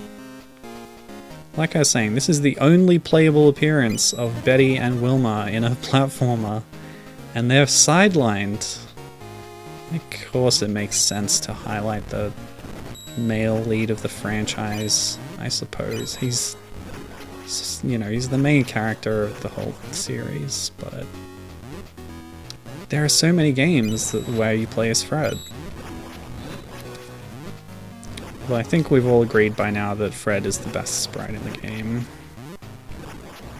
I wasn't convinced before, but I'm on board now. Look at that goofy smile. Look at the hair as he falls. I'm stuck. I can't leave. Captain is asking, so the sprite is using a halter neck dress, right? It should just be over one shoulder. Did you detect a spriting error? What's going on here? Is this just a trap that I cannot escape? I'm holding up like you do in Wario Land. You can also crouch jump, but the height is smaller. I think I have to, like, that's why this fireball is here, so that you can use it to damage yourself and reboot. Can I crouch and go under? No. You can see what Wilma's character design should be in the layout for the Game Boy box art. So she's there on the left. What am I doing? I was heading right and then something. So we'll try it again and not get trapped. Dope.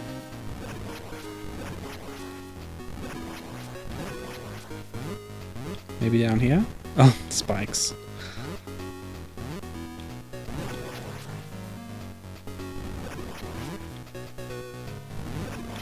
Okay, so this is what happened. Wait a minute. Oh god, I knew it. I'm such a fool. Once again, I just had to walk off the right side of the screen. I don't know. Either I'm really stupid today, or the end of screen triggers aren't being effectively communicated to the player. Might be a little of both.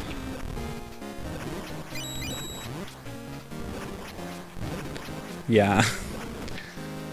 Captain calling me out for using the expression dough. That's Homer Simpson, not Fred Flintstone. I'm gonna level you, Captain. They're the same character. But yes, I had that thought as I was saying it.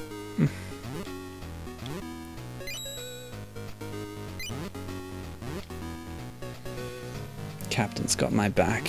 He didn't notice either. But yeah, I feel like that's happened a couple of times now with this game, where I was at the end of the screen but I didn't realize it. So maybe I should have learnt already. But it also speaks to that being a pattern. Once or twice they've put an arrow on screen to tell you where to go. Whoa, what was that? We need that on screen. It's an elephant. Or I guess a mammoth? Yeah, there we go. Got a nice good look at that sprite. Beautiful stuff. Gibbon also agreeing that the end of screen triggers aren't properly communicated. Oh. Well, thank you. Oh, cool. We get more elephants. Wait, what? Excuse me? What? Is that like a spike that's sticking up out of the elephant's head? Either it has a horn or it has like a malformed tusk. But there's a damage trigger on the elephant head, apparently. Captain says it's a mammoth with a unicorn horn. Doesn't look very furry, but mammoth would fit the setting. Oops. Okay. So this is a train level, which again, I'll bring up Wario Land, or at least Wario Land 2 has train levels. Just because that's what I've been playing lately. On the same platform. But yeah, train level is a good kind of level for a platformer. Bubsy's got a train level. I was going to say a good train level, but no, it's a really bad level. The Bubsy train levels are awful. Just because of how easily and quickly they kill you.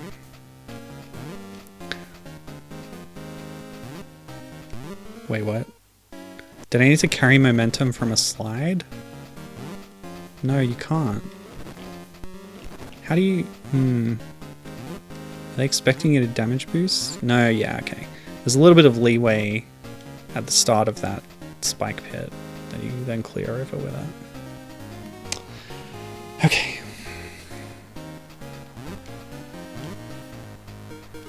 like so. Yeah, Gibbon said before, they're pretty generous with the hitboxes and stuff. Or what word did she use? Boundary something?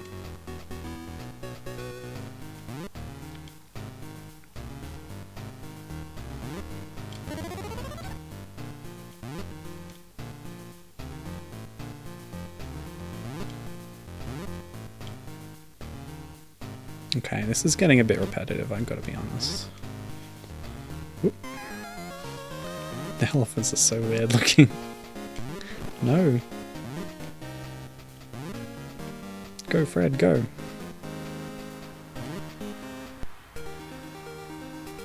Oh, auto-scroller for no reason. Okay. Where are we exactly? Wait, are we in the bowling alley? Eh. Oh, I guess it's the same, like, conveyor belt factory we were in before, only this time it's scrolling for no reason. That's fine. New palette time. Mmm. Beige.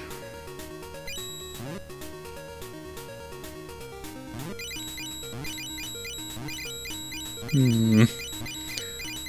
When the game starts throwing collectibles at you, I start to get suspicious. Yep, boss time. Oh no, the trial and error buttons are back. Oh, I almost had it. There we go. Rescued. Ah, that's the guy. That's Kyle MacLachlan, Ask Cliff Vandercave. Which means we must be close to the end of the game. Which means I should really... Oh! Well, finally the B button gets used as an attack. We grab our bowling balls here and then we can throw them with B. The same bowling ball sprite is now being used as a projectile weapon rather than a collectible. Reminder, we had like 80 of these before. Why couldn't I use those to throw? Also, I still haven't done a damage point. His health hasn't gone down.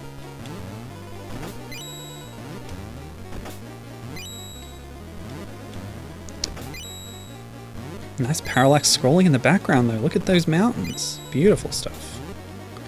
And the cloud layer going at a different speed. There's two parallax layers with the mountains and then another one with the clouds. And then the foreground. And then the surface that I'm running on has... Does that have two layers? Not sure. Anyway, good looking screen, this one. In fact, it deserves a better palette. Not that one. That one's a bit off too. Yeah. Kevin says, Immortal Caveman. Yeah. He's gonna end up frozen and thawed out and become a lawyer. I just like the red on the green, I don't know. Vandal Savage. Yeah. Yeah, that's him. So I'm gonna assume that this guy's health works like...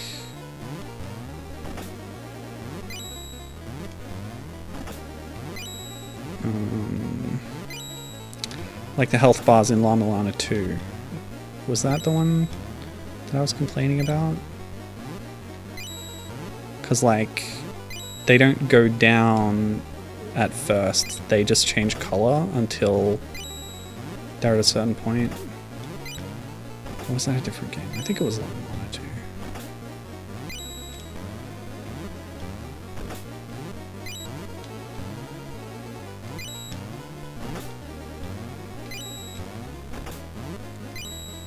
I guess I'll just keep throwing bowling balls at his head.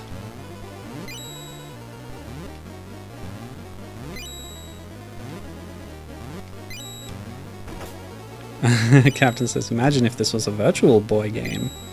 Winky face. Yeah, you'd be able to see all those layers jumping out at you and directly assaulting your eyeballs.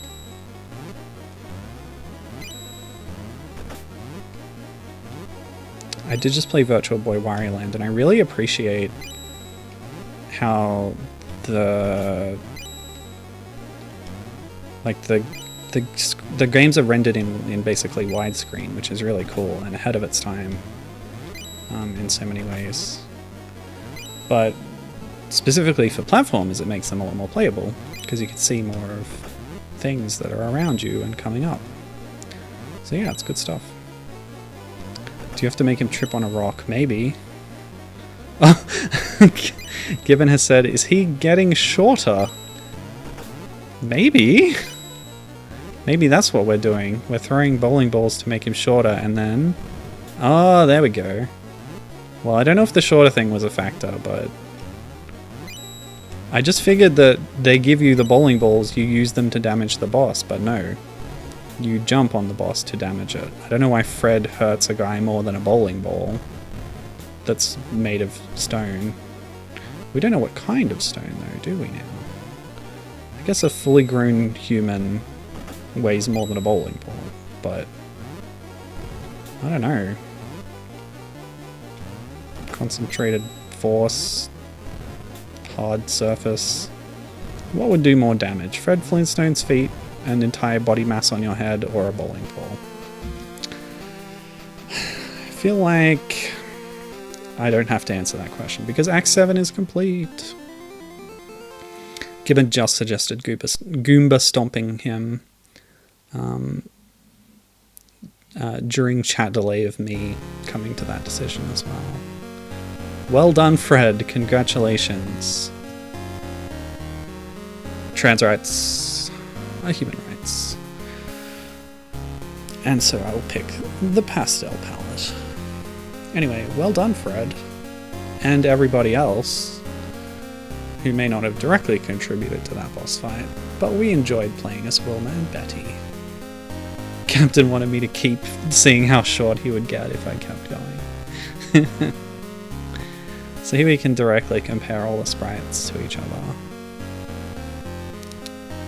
which is fun, having them all on the same screen. For posterity, let's try out all the palettes. Yeah. That one's pretty classy. That's underrated, I think.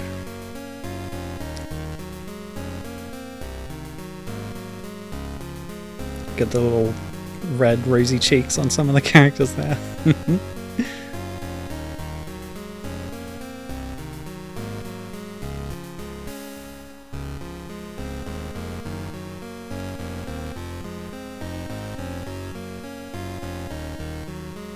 Cool.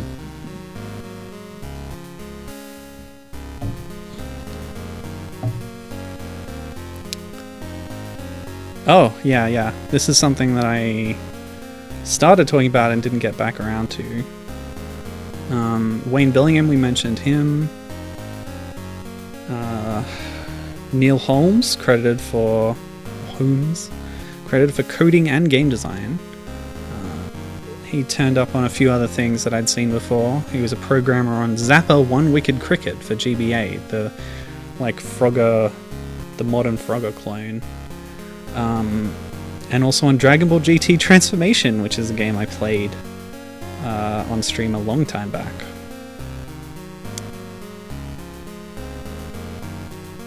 Yeah, there's a few other names here as well. Credit where it's due. But those are the ones that I noted.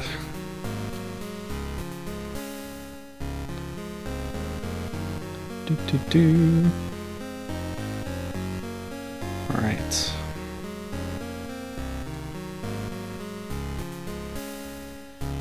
So I'm going to need to look up that level select cheat now.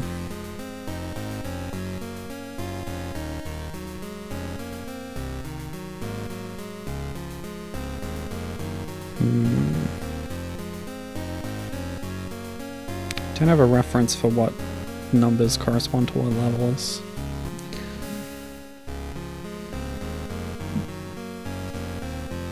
Captain's favorite palettes are sepia and black and white.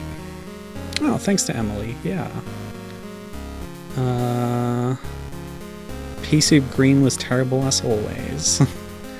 Also Samuel Pippa, Tammy, and Dave People. Dave People.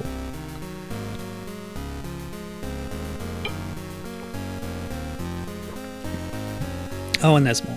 I won't read them all. Ooh, better than just selecting the level. It also unlocks a skip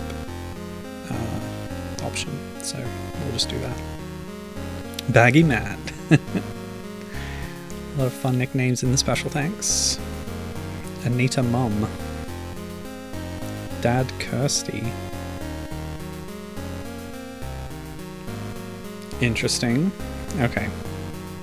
The end. We completed the Flintstones. That's right, the game is just called The Flintstones. You have to specify further. Oh, here's the crowd that carried Fred off earlier. Oh, they modeled them on themselves. That's so funny. Robin, Wayne, Neil, and David. The, like, main development team. That's so good.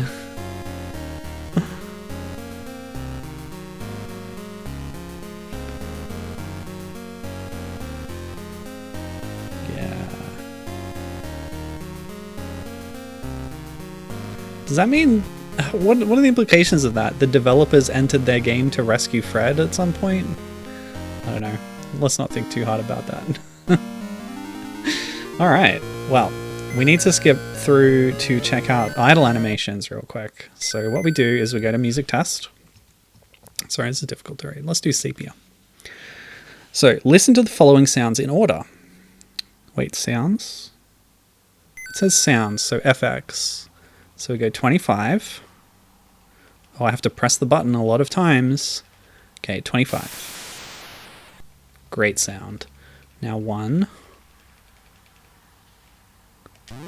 And then 2. 2 again. 1. 4. 1. 2. 2. 1. 4. 15. Then any sound of your choice. 16. The message cheat on will appear on the title screen. Yeah, right there in the upper right. To confirm correct entry, start the game to enter the stage select screen. Oh, it lets you play any mini game as well. So Invaders, Dino Dash, which was the Pac-Man one, and Snake. Bonus select screen would be the end of level thing. Yeah, okay. So we saw all the arcade games, which is good. Good to confirm that. And then the mini games, Bolorama, Cracks and Crosses, Memory Game, and Whack-A-Dino.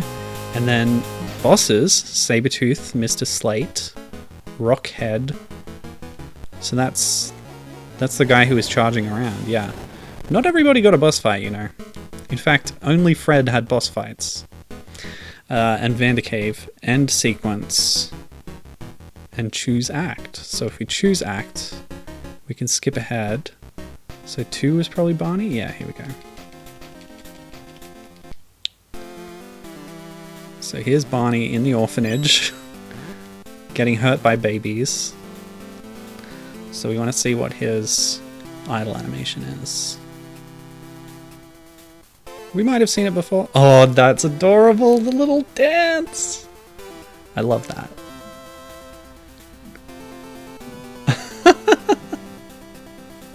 That's so good.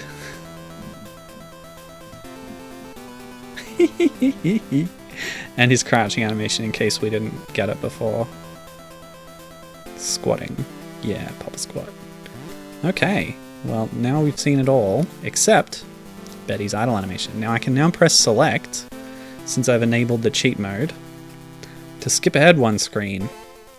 And we use that to progress through until we, well, we'll go back to Fred mode and then skip ahead more to Betty mode.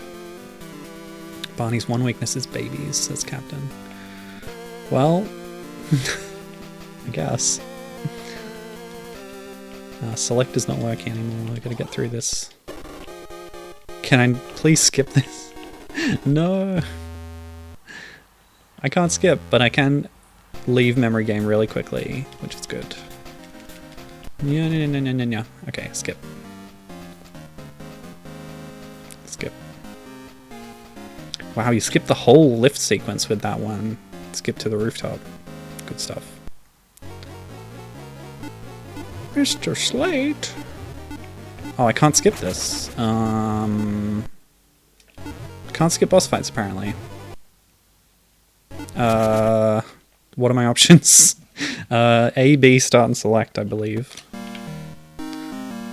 Okay, cheat is no longer on, so I'm gonna have to enter that again. Okay. This time I'll make a save state. Are there any differences in the characters beside their sprites? That's a good question, Captain. Thank you for asking it. No, there are not. Their sprites change, and the collectible that they collect is changed, and that's it. Cheat on. I'll just make a save state a permanent one. Whoa. With cheat mode on, just in case. Oh, did I do all the damage in one hit by pressing select? Wow, I didn't even notice. I'm stupid. Sorry about that. Okay, Act 4, I guess? Yeah, Betty. Actually, let me test that. Wait. Okay, so, Mr. Slate. Select. Oh, it all disappeared! His health all disappeared, but I think we have to do the extra hit manually. Oh, the last hit, the final hit, I should say. Wow, yeah, way to be observant there, in a way that I definitely was not.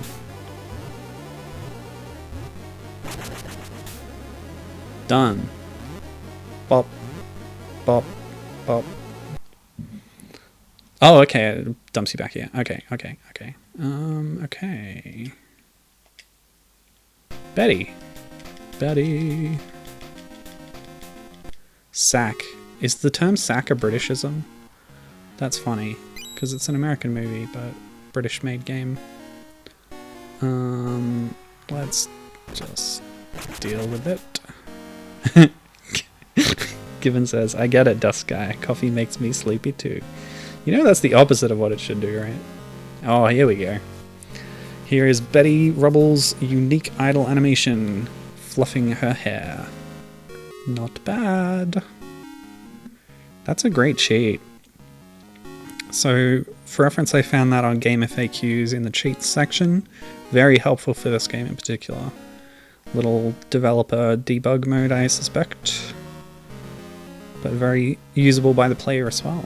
So, there we go. Betty's idle animation. All done. Okay, sack is not a Britishism. Gibbon has had it as well. Okay, cool. Just wondering. Definitely nothing sus in that coffee, says Captain. Captain, what do you think is going on with Betty's legs when I press down? Oh, that's her left arm over there. She might be kneeling. It's hard to tell.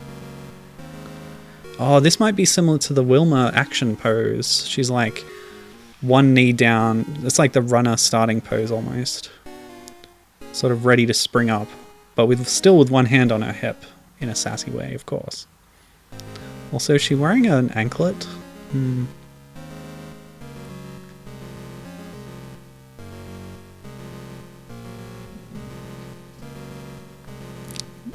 Captain noting that both female characters' animations have to do with their hair. Yeah, I guess it's a little bit misogynist.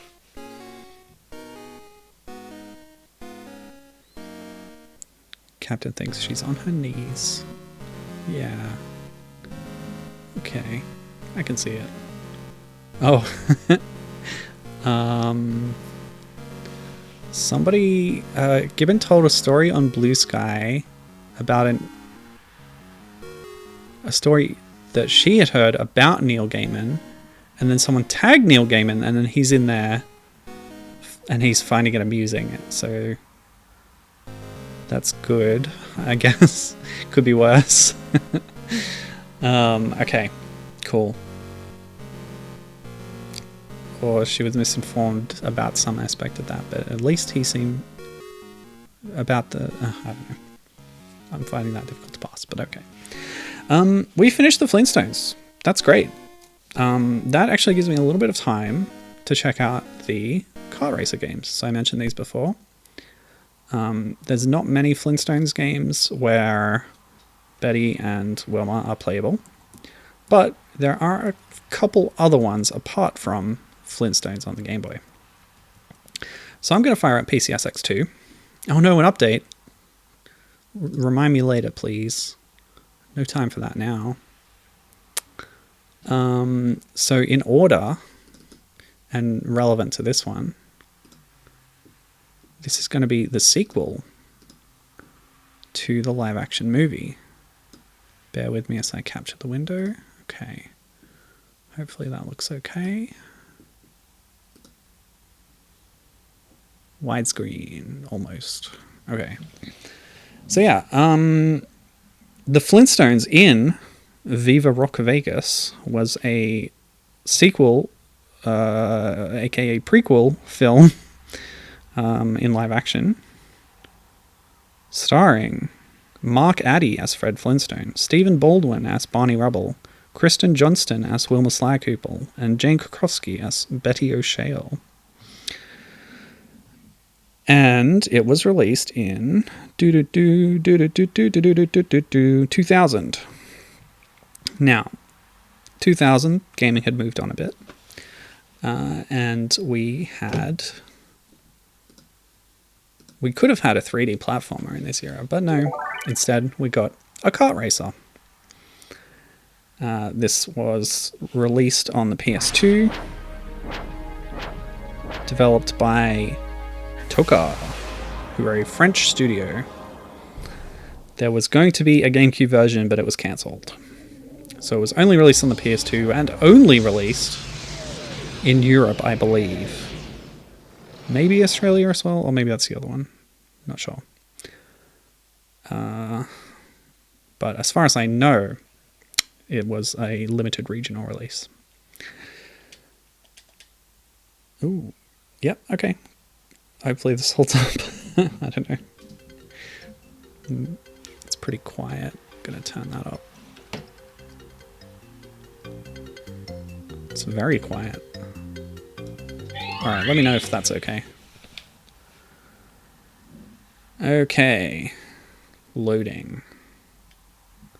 So let's see how they've chosen to interpret this when they have access to 3D graphics.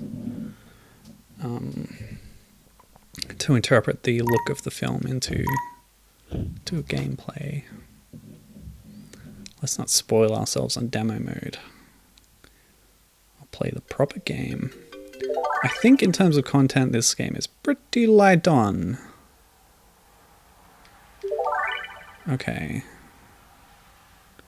I've just skipped past the menu, but yeah, we'll pick... What's the time? I don't know if I'm going to have the patience to do more than a single race, but we'll pick championship anyway and see how we go.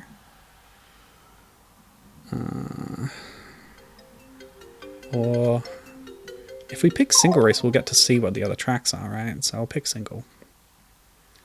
Okay, so Gibbons relating the story. She had been told about 15 to 20 years back in a board for a series that she likes that part of the reason that we haven't got more of it since the author's passing was due to Gaiman being rather territorial about it, due to knowing the author and feeling that he wouldn't have wanted others to write in that world, despite having authorized many to do so when he was alive.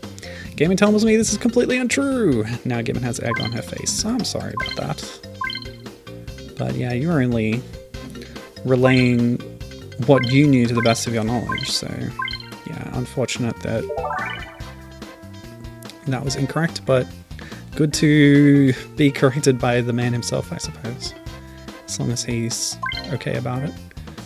Anyway, Gibbon says, it sure does look like a GameCube/PS2 era game. It sure does, and a low budget one at that. So our options are, again, as portrayed by the actors I mentioned earlier. Fred, Wilma, Barney, and Betty. And that's it.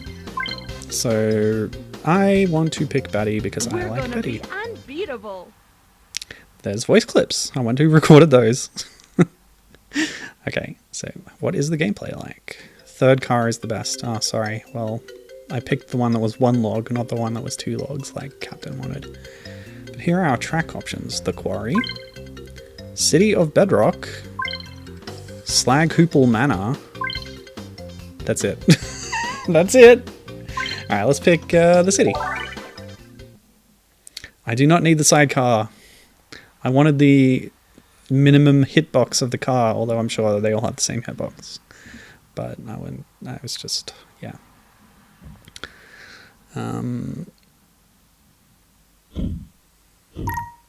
Okay, here we go. Woo! Ouch. Alright, do we have a drift or anything? Yeah, we sort of do. Please, be careful. Be careful. Come on, behave. Okay, so we have items, we have drifting. It's a regular kart racer. It's actually Why can't you drive a competent bit more enough, I would civilized? say. It's pretty good. I can't help but That's think not how of you treat a lady. classic Mac game Come back here. Cro-Mag Rally made by Sorry, pal. the creators That's of not how you treat a lady. Bugdom, Nanosaur. This is classic, You drive classic a bit more Mac stuff. civilized? Really good. Like early 3D kind of games. Not early, but Why can't you drive a bit more civilized? around the era of the iMac. I know that in my primary school, we got a bunch of iMacs when I was in like year 5 or something. And they had Nanosaur installed on them for some reason. And we all had a lovely time playing that game. It's really cool. You play as a time-traveling dino who's gone to a time just before Why can't you the drive meteor a bit wiped out the more dinosaurs, civilized? and you have to save eggs to bring back to the future. back And here. it's really cool. Ah! And the PC port was worked on by famous game Please, be coder careful. Rebecca Heinemann. Okay, I gotta use this drift more. I was kind of waiting until I was more up to speed before doing it, but this track is quite complicated in its layout, so... Be careful. And you can use the I'll teach you the to drift pick on a button even when lady. you're going quite slow, so that's good. Please, be Boost. careful. Whoa! Anyway, Cro-Mag Rally was really cool. Please, Caveman be kart racer. careful. One of its cool features... Oh, I've been control Come reversed. back here. One of its cool features was that in settings you could like tweak a lot of stuff about the physics of the game. Like change your speed and gravity and weight and all this stuff. Come on, behave. So it's a pretty cool little customization Why can't you feature. drive Oh, a bit nuts. more civilized? Sorry, Anyway. pal. Ouch! Captain is saying a lot in chat that I've been ignoring. He said, I hear that if you have a sidecar, it plays more like Double Dash. Come back No, here. you made that up. You've never heard of this game before today. I really thought we were And he says, unbeatable. wow, racer with no engine noises. Well, of course not. There's no engines. They hadn't been invented yet. Everybody's running with their feet on the ground Sorry, pal. to make the cars go. Look at that guy with twice as many logs as you, thus twice as cool as you.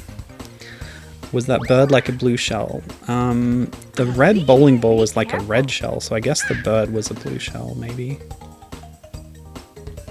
And yeah, given agreeing about the layout being complex. What's the time? Let's do the other ones, why not? To finish out this era of live action Flintstones. I'll show you the other tracks.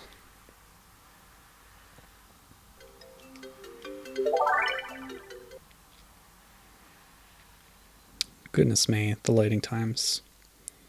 You know what, just to save myself a few clicks, I'm going to do the championship. See everything this game has to offer. Of course, that's locking myself into only picking one character. Alright, Captain. we're doing the sidecar. And I'm picking Betty again because I don't care. You know what? Ugh, but I need to show off Wilma a little bit, don't I?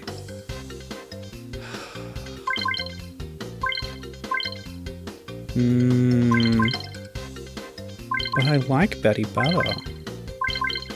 Alright, Nice Betty's had her to turn. meet Wilma you. can have a turn.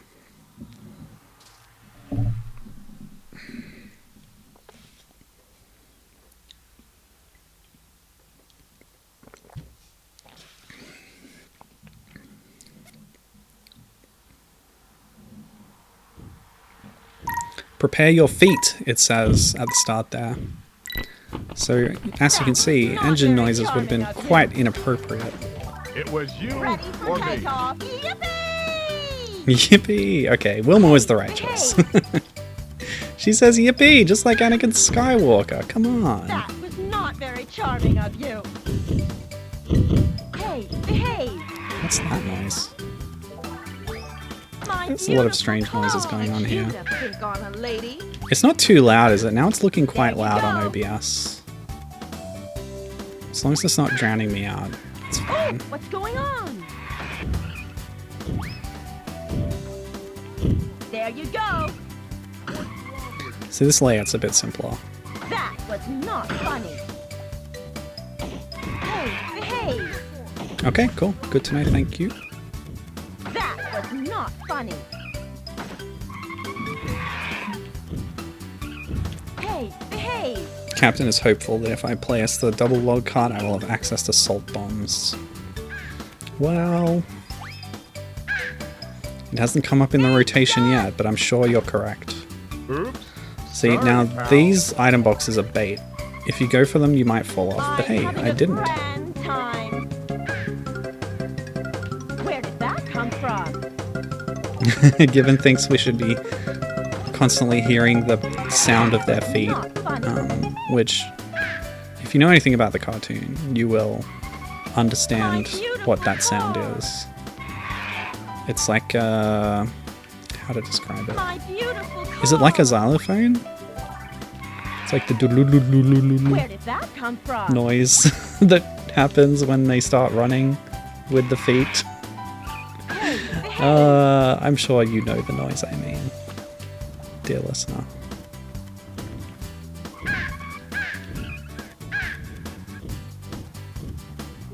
Or like a drum beat or something. Oh, it's Dino. What did he do? I don't know. Again, I have not read the manual for this game, so Hey, behave. don't know exactly what all the items do.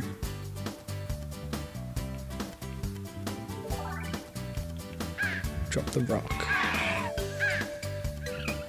Hey, behave. I think I'm doing better with the turning now. Oh no. Whose laugh was that? Okay, Dino, do your thing. I don't know what he did. That was not funny. Actually, I think Dino might act like the Boo in Mario Kart and steal an item if an enemy has one. No, I've been saddled with a 5-ton. And yes, you can Where'd shoot that come bowling balls from? backwards. Just checked that. There you go. So it's a fairly robust kart racer. It controls pretty well once you get the hang of it. Driving in the female domain. So yeah, the only problem with it is a severe lack of content with only 4 races and 3 tracks. But when we finish this championship, we'll see if we've unlocked any extra tracks, but I doubt it will happen.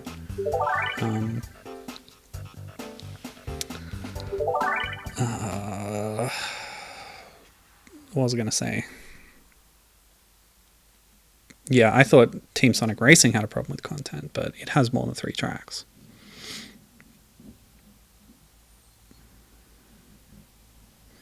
Captain also likes the noise that Fred makes when he tiptoes to bowl. Yeah, that's a good one too. The twinkly toes. You can't treat me like that. Okay, so we've seen this track already, but I'm doing it as part of the championship, so we need to do it. Wait, was that an alternate path? The map looks like a what's dead going on? end. Okay, I dropped the egg behind me. My Whoa. beautiful car. Yeah, very easy to fall off there.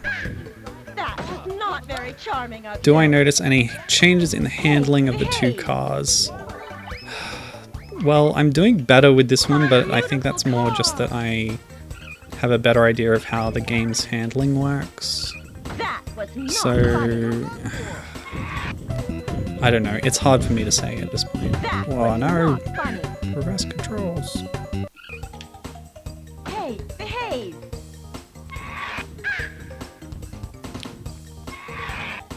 If I had to guess, I would say they will handle identically, but yeah. There wasn't an indication Oh, what's going on? on that screen that they would be different. Where did that come from? Yeah, see, someone just stole my bowling ball with their Dino. Hey, behave. Oops. That is not very charming of you. I like that jingle. You can't treat me like that. Captain thinks that the, Eat dust. is it because the double log card is just the Hey, best? behave. Yeah, I concede. Clearly the double log card is the reason for me doing Hey, better in this behave. race than I was before.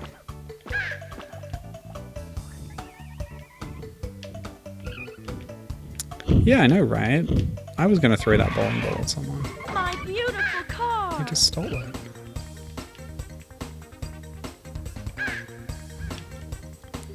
Kevin thinks that there should be some kind of visual effect when you drive through a present. Yeah, I think there should be a lot more visual effects in general. But again, this is a very budget game, I'm gonna say. That's a pretty minor thing that they could have done to Oh, what's give it a bit going more on? impact, yes. But it's something that they did not do.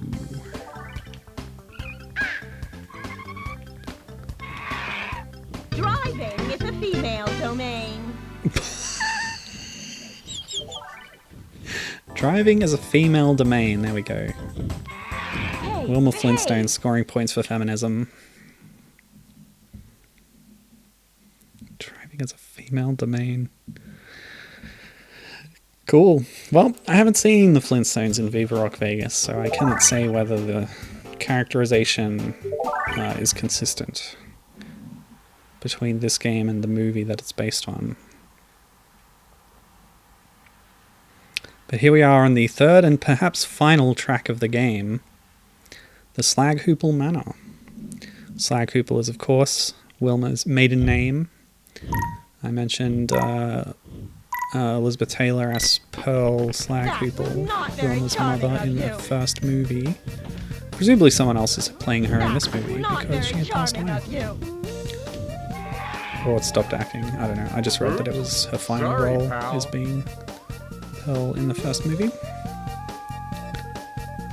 Okay. Oh, what was that statue? That was I'll have a look not at that funny. next lap, maybe.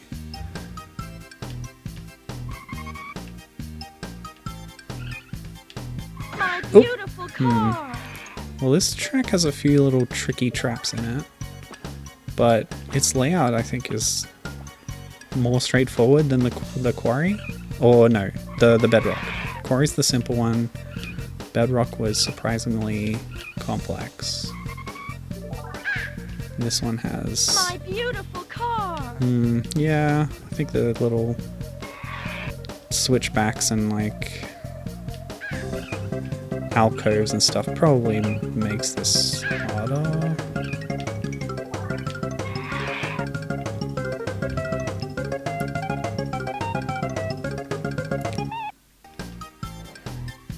Okay, what is this? That was not Somebody funny. riding a dinosaur. Is there a look behind you button? Not in this game.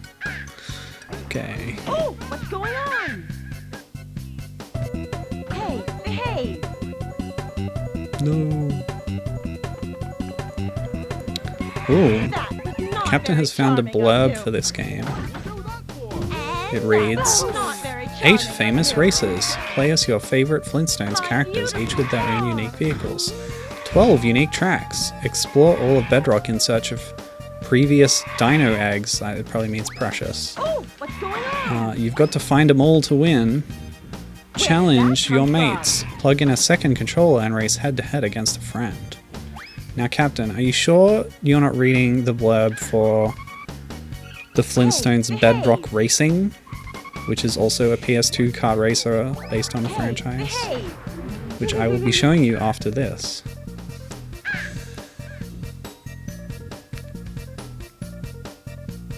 Yep, that was it. He's reading the wrong blurb, people. Alright, I'm gonna sacrifice my placing to look at this statue a little bit better. Oh yeah, good stuff.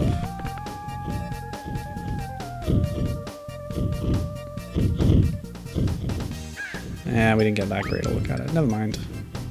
Let's see how good the rubber banding is. Or how strong it is, I should say. I will not place a value judgment in this context on rubber banding. Oh yeah, I'm gonna lose. Or am I? Oh, what's going on? I don't understand what's going on here. Oh, that sound is a dinosaur item, I guess. It's flying behind me. There you go. Yeah, I lost. That's okay. Not too many gentlemen around, I guess. There you go. Wilma. Alright. Now let's see what happens. Is there some kind of ceremony or screen? Yes, I did badly. It's fine. But I still came in first overall. Oh, the ranking is based on total time taken in all races? That's an interesting way to do it. Yeah, there is a screen for the crowning of the champion. That's me. Hooray.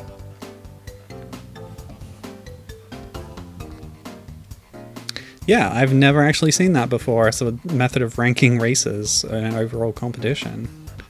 Total time taken added up. That's kind of interesting. Special prize. We unlocked a new track! And a new car. Alright, I gotta try the new track.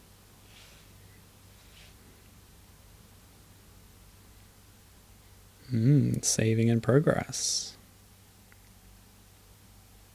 Yeah, but the new track is way more exciting than a new car.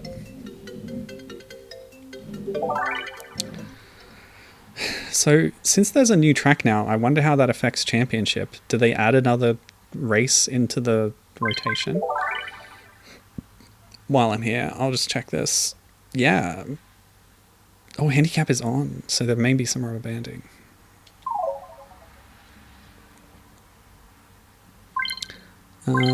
Credits. Aww.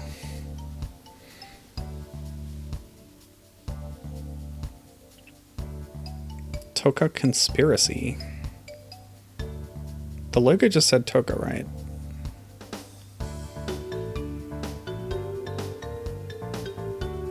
That might be like an alternate name of the company or something. This is 2001, by the way, so it's quite early in the PlayStation 2, I believe.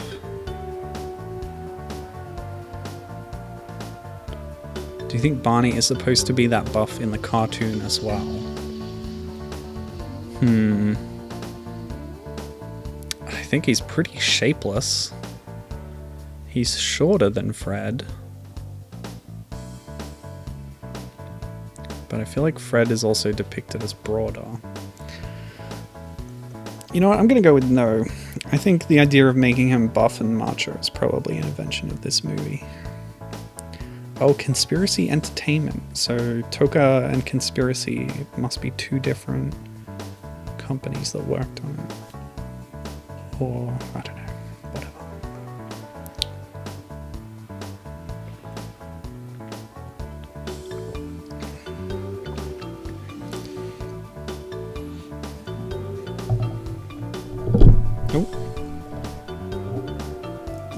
Oh god. Just knocking everything over here. Okay. I don't have any more notes on this, so we just need to watch these credits. Imagine the size of the oysters that made Wilma's necklace. That's a good point. They're either very large or very old. You know what? They're probably fake. They're just made out of plaster. So they didn't have glass back then. And that shiny sheen, they got that by spreading tree sap on them. That's right. A kind of varnish. Had to make do with what they had back then, you know. Well, my question is,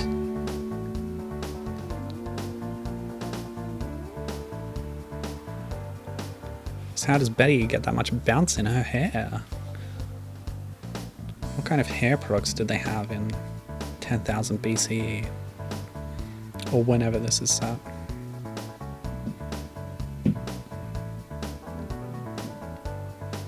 I'm gonna guess it's saber-toothed tiger spittle. Sure, let's go with that.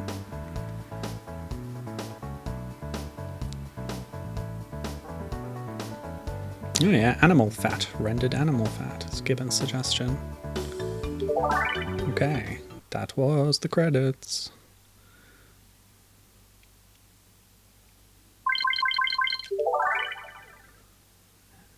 Now we can single race. We'll pick our shiny new car. Oh yeah. And back to Betty. I think that's emulate has a speed up button. I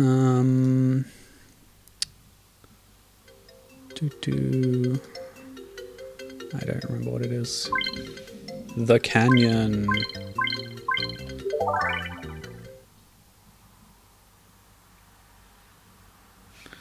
See, it would make these loading screens faster if I knew the hotkey.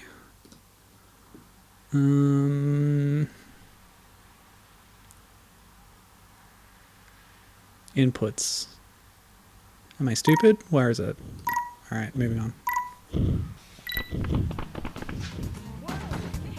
Come on, behave. Come back here. Oh, has Captain found a blurb for this game? I'll teach you to pick on It's a not the wrong lady. blurb again? It has different numbers. Please, 24 in original fun racetracks. 24 original and fun racetracks. 9 Madcap Stone Age vehicles plus 1 UFO. Astonishing and detailed graphics. Various game modes. Multiplayer mode with 4 players simultaneously via split screen. Great variety of weapons and bonuses. Easy to use controls. 24 tracks and there's only 3 by default. And then I got 1. Whoa, whoa! That's awesome. Okay, that's sick. So I got 1 extra track by beating the championship. Do I need to beat the championship multiple times? Yes, various game modes is vague and does not necessarily have to have too many to be technically true. So single race and championship might be all you need to claim multiple modes. Multiplayer as well, but that's also listed separately. Oops. Various game modes. Yeah. Doesn't tell you much, but yeah, 24 tracks. 9 vehicles. I don't think we're going to unlock any extra races. I think 4 is our lot for that. Because the kids don't exist at this point. This is a prequel. Can't have Pebbles and Bam Bam. I think Dino's in it as like a little baby Dino, but I'm not sure. Come on, behave. Although I did read that the Great Gazoo is in this game, so if his UFO is a car, Why can't you drive a bit more you could have him as a civilized? racer, right? Why can't Surely. you drive a bit more civilized? Surely that would be cool. Please be careful. And boom! Yeah, saved it. That's not This how track's you cool. treat I a like lady. this one. Especially like when you drive across the back of that dino. Yeah, here it is. Good I'll stuff. teach you to pick on a lady. Ow! Oh! Hey, dog! Blue shelled at the finish line. A classic Mario Kart experience. Yeesh. Let me see here. Yeah, Alan Cumming as the Great Gazoo. An alien who befriends Fred and Barney. Cumming also portrays Mick Jagger, the Stones' English lead singer.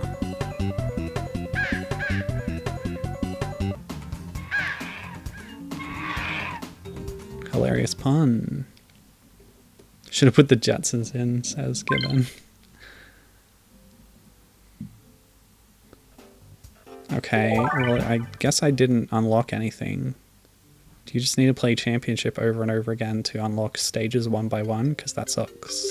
There should be more available by default, I think.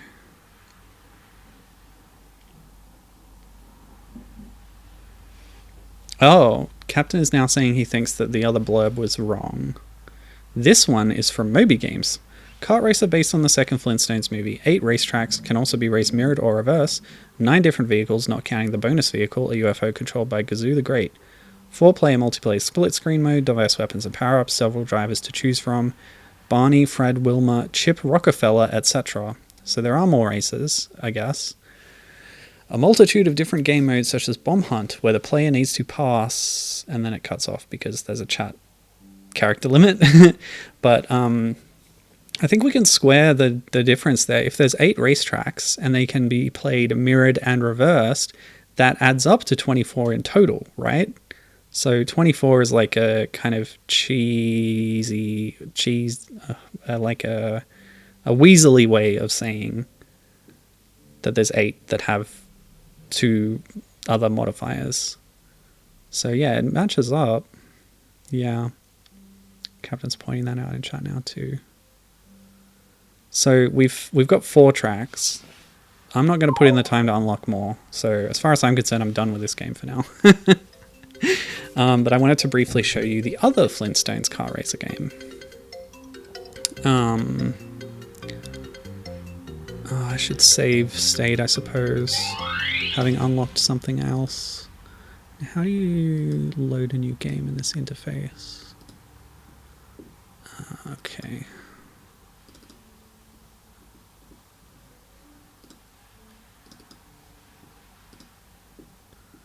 Capture the window. Go. Yeah, alright, cool. So, last thing. Don't know how long we're going to spend on it. Probably not too long. But Coyote Console, aka Coyote Developments. Also known for Godzilla the Series, the Game Boy Color pair of games. So this is the Flintstones Bedrock Racing, released in 2006. So in comparison to 2001's Viva Rock Vegas, a quite late PS2 game. But it's based on the cartoon. Obviously, it's very loud, apparently. Oh my god. Hello? Alright, I've turned that way down. Tell me if it should be further adjusted. But yeah, as you can see, much more based on the cartoon. I don't have 2 controllers plugged in. Arcade. We get to pick what race. Oh, we've only got 1 race track unlocked, but it tells you how many there are. There's 12. Okay, I guess I'll play the one that's available. And here's the character select. Have Fred in his classic. I hesitate to use the word car, but there it is.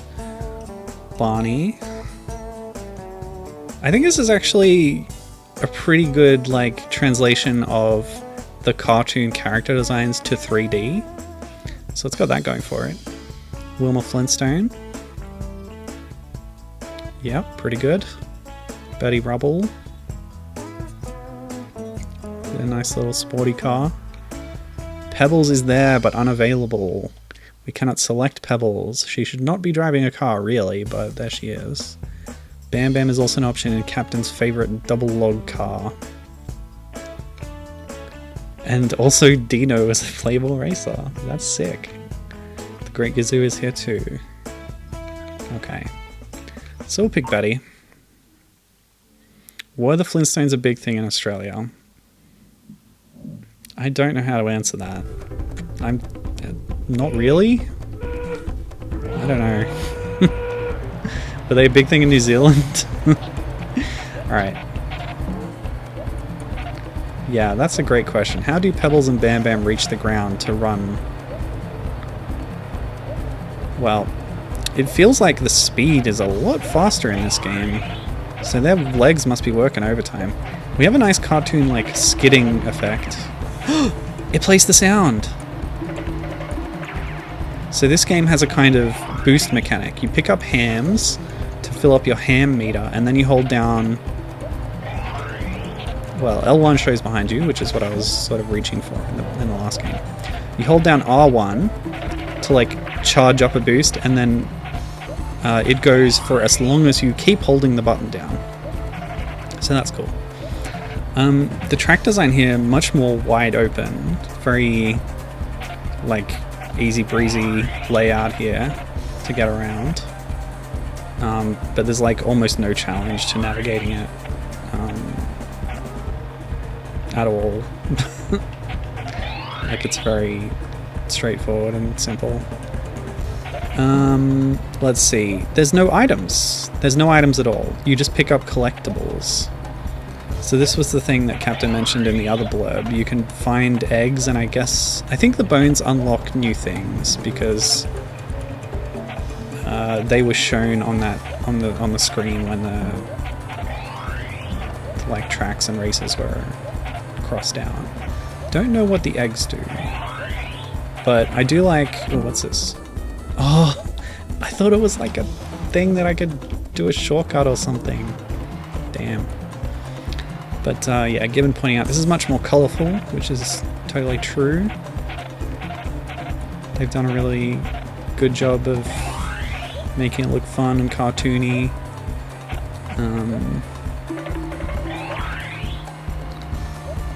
In a way that Viva Rock Vegas really did not. It's quite bland looking in terms of its art style. It's just that, yeah, there's no challenge here at all. There's no items to level the playing field. Like, there's basically nothing to crash into. Maybe subsequent tracks will be a little bit more complex, but yeah. There's no drift mechanic, not really. There's like that skidding sound as you turn, but I don't think...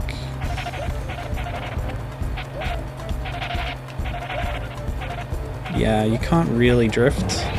There's this like permanent boost you have access to. I do like adding like a collectible element. It makes it feel like Diddy Kong Racing, where you could find things on the racetrack that would then go towards progress in the adventure. But yeah, there's not really a hub here, so it's just menu based. Is that a giant version of Dino? It had Dino's colours, but it was a long neck. Captain says, Flintstones were hardly a thing in New Zealand when I moved, but I straight up didn't have a TV for the first few years that I moved to New Zealand. And we also only had free-to-air, so no Cartoon Network. Yeah, Flintstones, like, the back catalogue is probably pretty cheap to get, so they might have shown it on some, like, niche cartoon blocks on out-of-the-way time frames. Alright, so I missed an egg and a bone, but let's see what we can buy with one bone.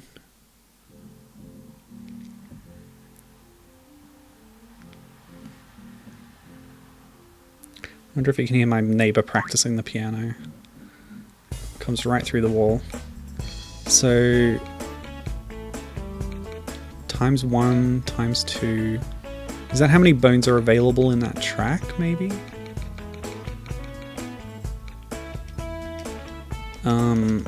I can't select it.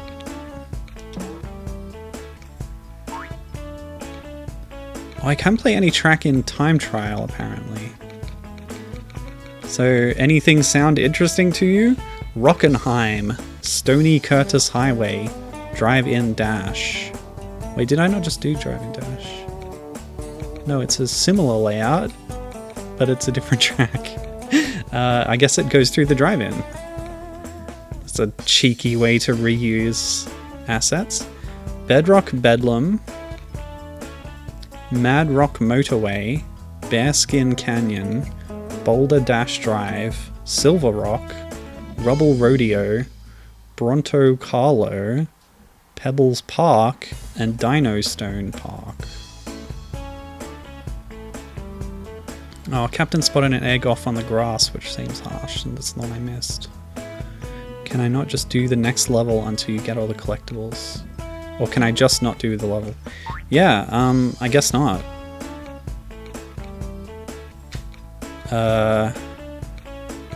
Just, yeah, I'll see. Well, I have one. Can I unlock Pebbles? Trying all the buttons on the controller. Oh, that's what the bones do. You can spend them to increase your stats. And that's permanent across all characters. Okay. So how do you get the characters then? Maybe that's eggs. Maybe that's what eggs do. Alright, let's... Oh, I didn't spend my bone. I was gonna play this again to get the collectible to see what happened. Okay, so the bone is permanently collected there. And that's spent. Oh god.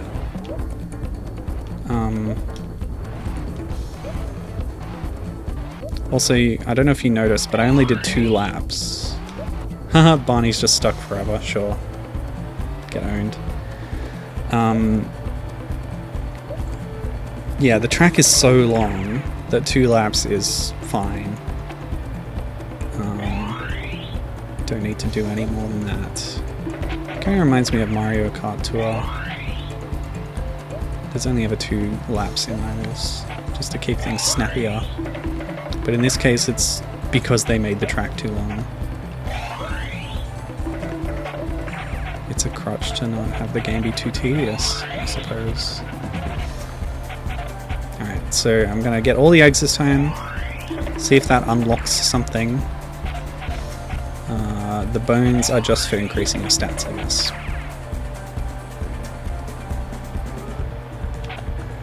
Captain has voted for Mad Rock Motorway, so yeah, we'll see what we unlock, otherwise I'll do time trial on Mad Rock Motorway. And then I'll be done. I don't want to play this too much. It's not very interesting. Like, I could just have a nice chill time breezing through this game, but this stream's has been going for almost 3 hours at this point, so I want it to be over soon anyway. Captain says, I never played Mario Kart Tour. How is it? It's my favorite Mario Kart. It's got a lot of cool characters in it. It's a nice mobile game to like idly play, but it's still like fairly involved to keep your attention. They do a pretty good job of like keeping you coming back and having new things to do. It's a like really different structure to a traditional Mario Kart game, but the way it's structured suits me better, because I think traditional Mario Kart games do a very poor job of holding my interest. The only one that has any kind of effort at a like single player mode is Mario Kart DS with its mission mode. I mentioned Diddy Kong Racing before, and for me that's the gold standard of kart races. Another good one more recently is Sonic and All-Stars Transformed, which has a really robust like challenge mode thing. And for me, you just gotta have that kind of thing if you want me to be interested in your game. Otherwise, like this, I'm gonna play each track once and then there's no reason for me to keep playing. I don't do much multiplayer gaming. I think that's the main focus of Mario Kart these days.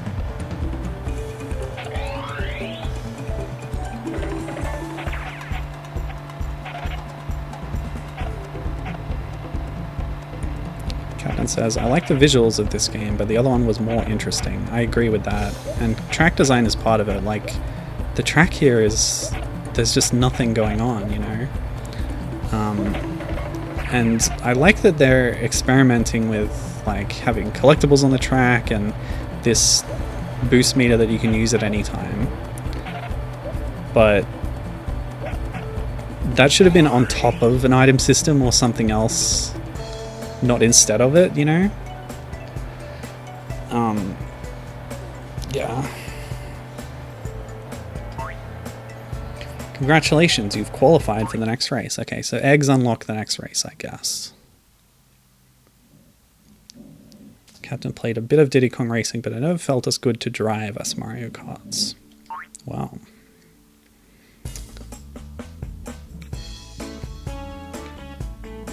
So is it my placing that got me the unlock, not the eggs? Because it's got the 2 trophy there now.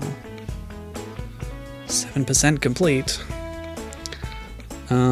Okay, well, we've unlocked that, but that doesn't mean I'm necessarily going to do it. Captain specifically requested Mad Rock Motorway.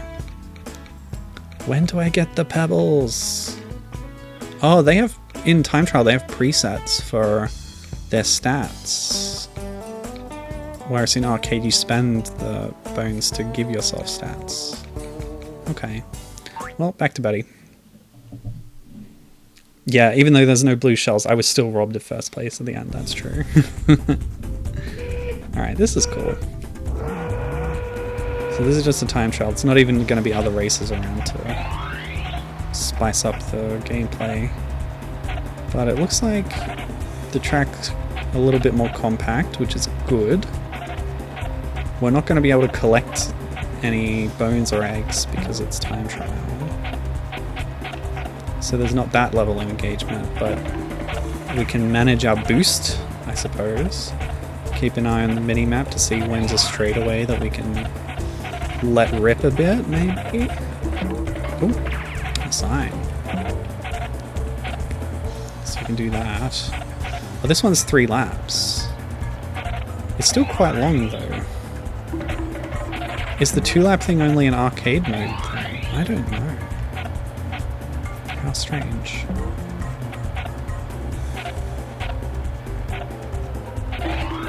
But yeah, it does benefit from being a bit narrower because it means you have to do turns. Dinosaur on the tracks, that's cool.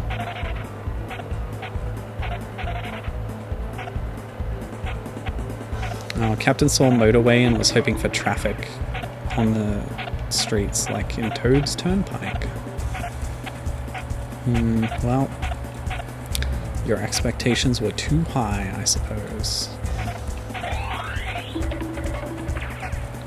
Alright, we've done 1 lap, and I can honestly say I do not want to do more. Especially because you're not going to unlock anything in time trial mode, I expect. Let's have a quick look at that 3rd track. The one I unlocked for arcade. Stony Curtis Highway. There's no voice clips from the characters. Yeah. The game looks good, but it doesn't... it's got no soul.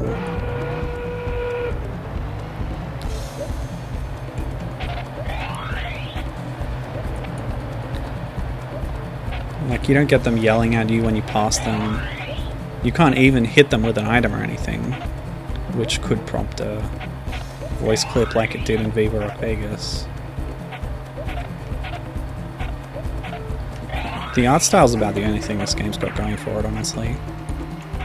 Yeah, Captain says it feels very empty. Yeah, that's true. Like, the dinos on the sides of the road and stuff, that's fun. And that one flying overhead. It's a good touch.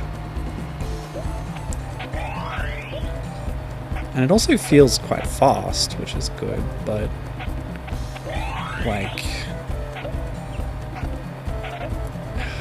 I don't know, it feels fast, but it also feels slow because of how empty and wide open and barren things are. I missed it. Whatever.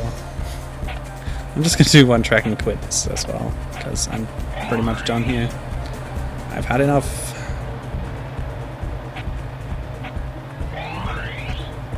Oh, it's Pebbles. Hey, Pebbles. Where are your legs? How are you running on this car? Oh, I can, like, knock them over.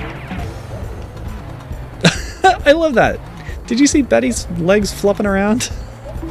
That's funny. I was trying to do that with Pebbles so I could see her legs. To reveal the subterfuge here. Yeah, I got passed by a baby. I know. Okay, let's do a little bit of vehicular combat. Yeah. Okay, it's not working out so well. There we go. No legs at all. Well, you can't see them, I guess. They're too short. I got a little view of the underside of the car and I could not see no baby legs wobbling around. See you. Elephant. Okay. That's a lap.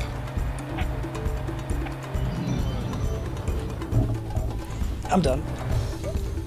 Let's watch everyone pass me.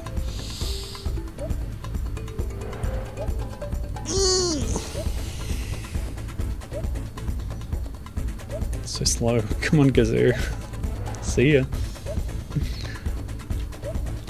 Yeah, there's nobody to recover me. I have to do it on my own. Given's pointing out. If you get flipped on your side, you don't get put back. And did Barney ever recover after I rammed him into that building in the other track? Captain thinks that Dino should move twice as fast as everyone else. But I guess he's got his front paws on the steering wheel, right?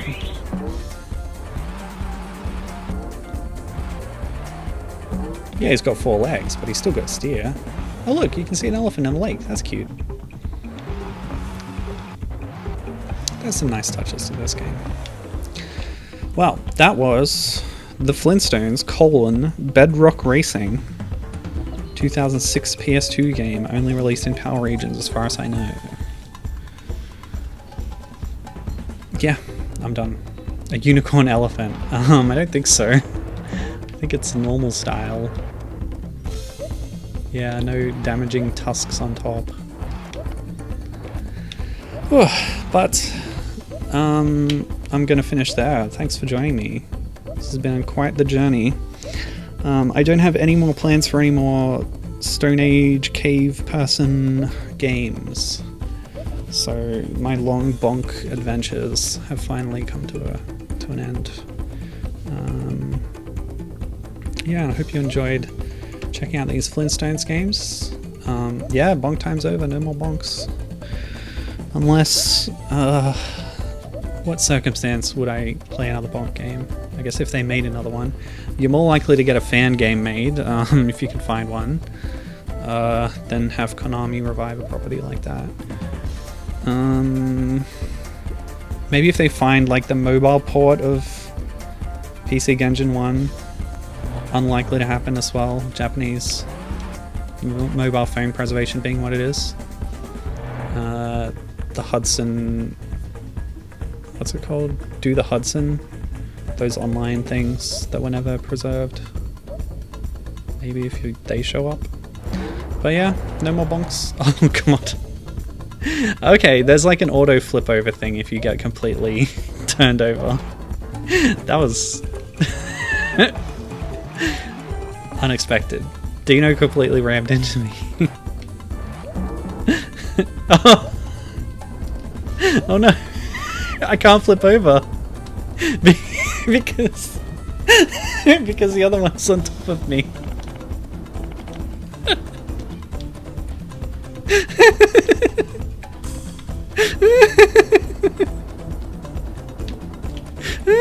Oh no. Okay, it's moving slightly.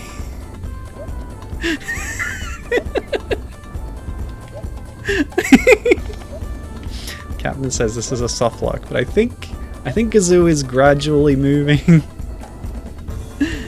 Yeah, I'm pressing the buttons and my feet aren't moving, unfortunately. Oh yeah, the camera angles, I didn't show that.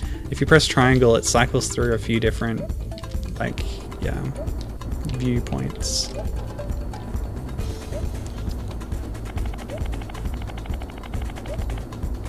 If I press square, it makes a noise. I think that's the brake button.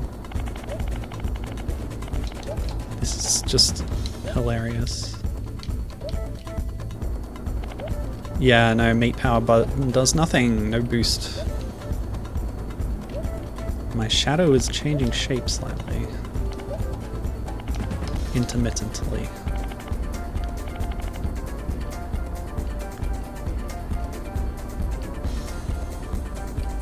This confirms that the UFO has a wheel hitbox, says Captain.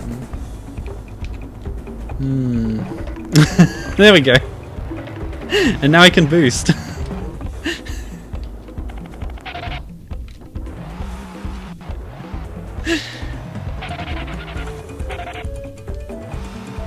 Wow, that was incredible.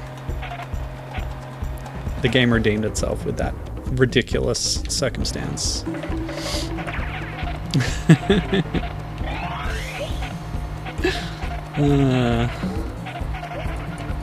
Great stuff. Alright. Make more Flintstones games with playable Betty, that's what I say. Somebody should ROM hack the old retro Flintstones games, put Betty in there. Okay, I'm done. Thanks for joining me.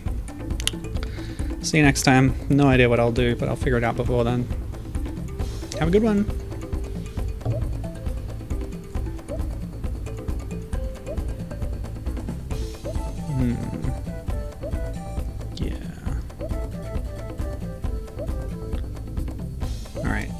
Stopping now. Bye. Sorry.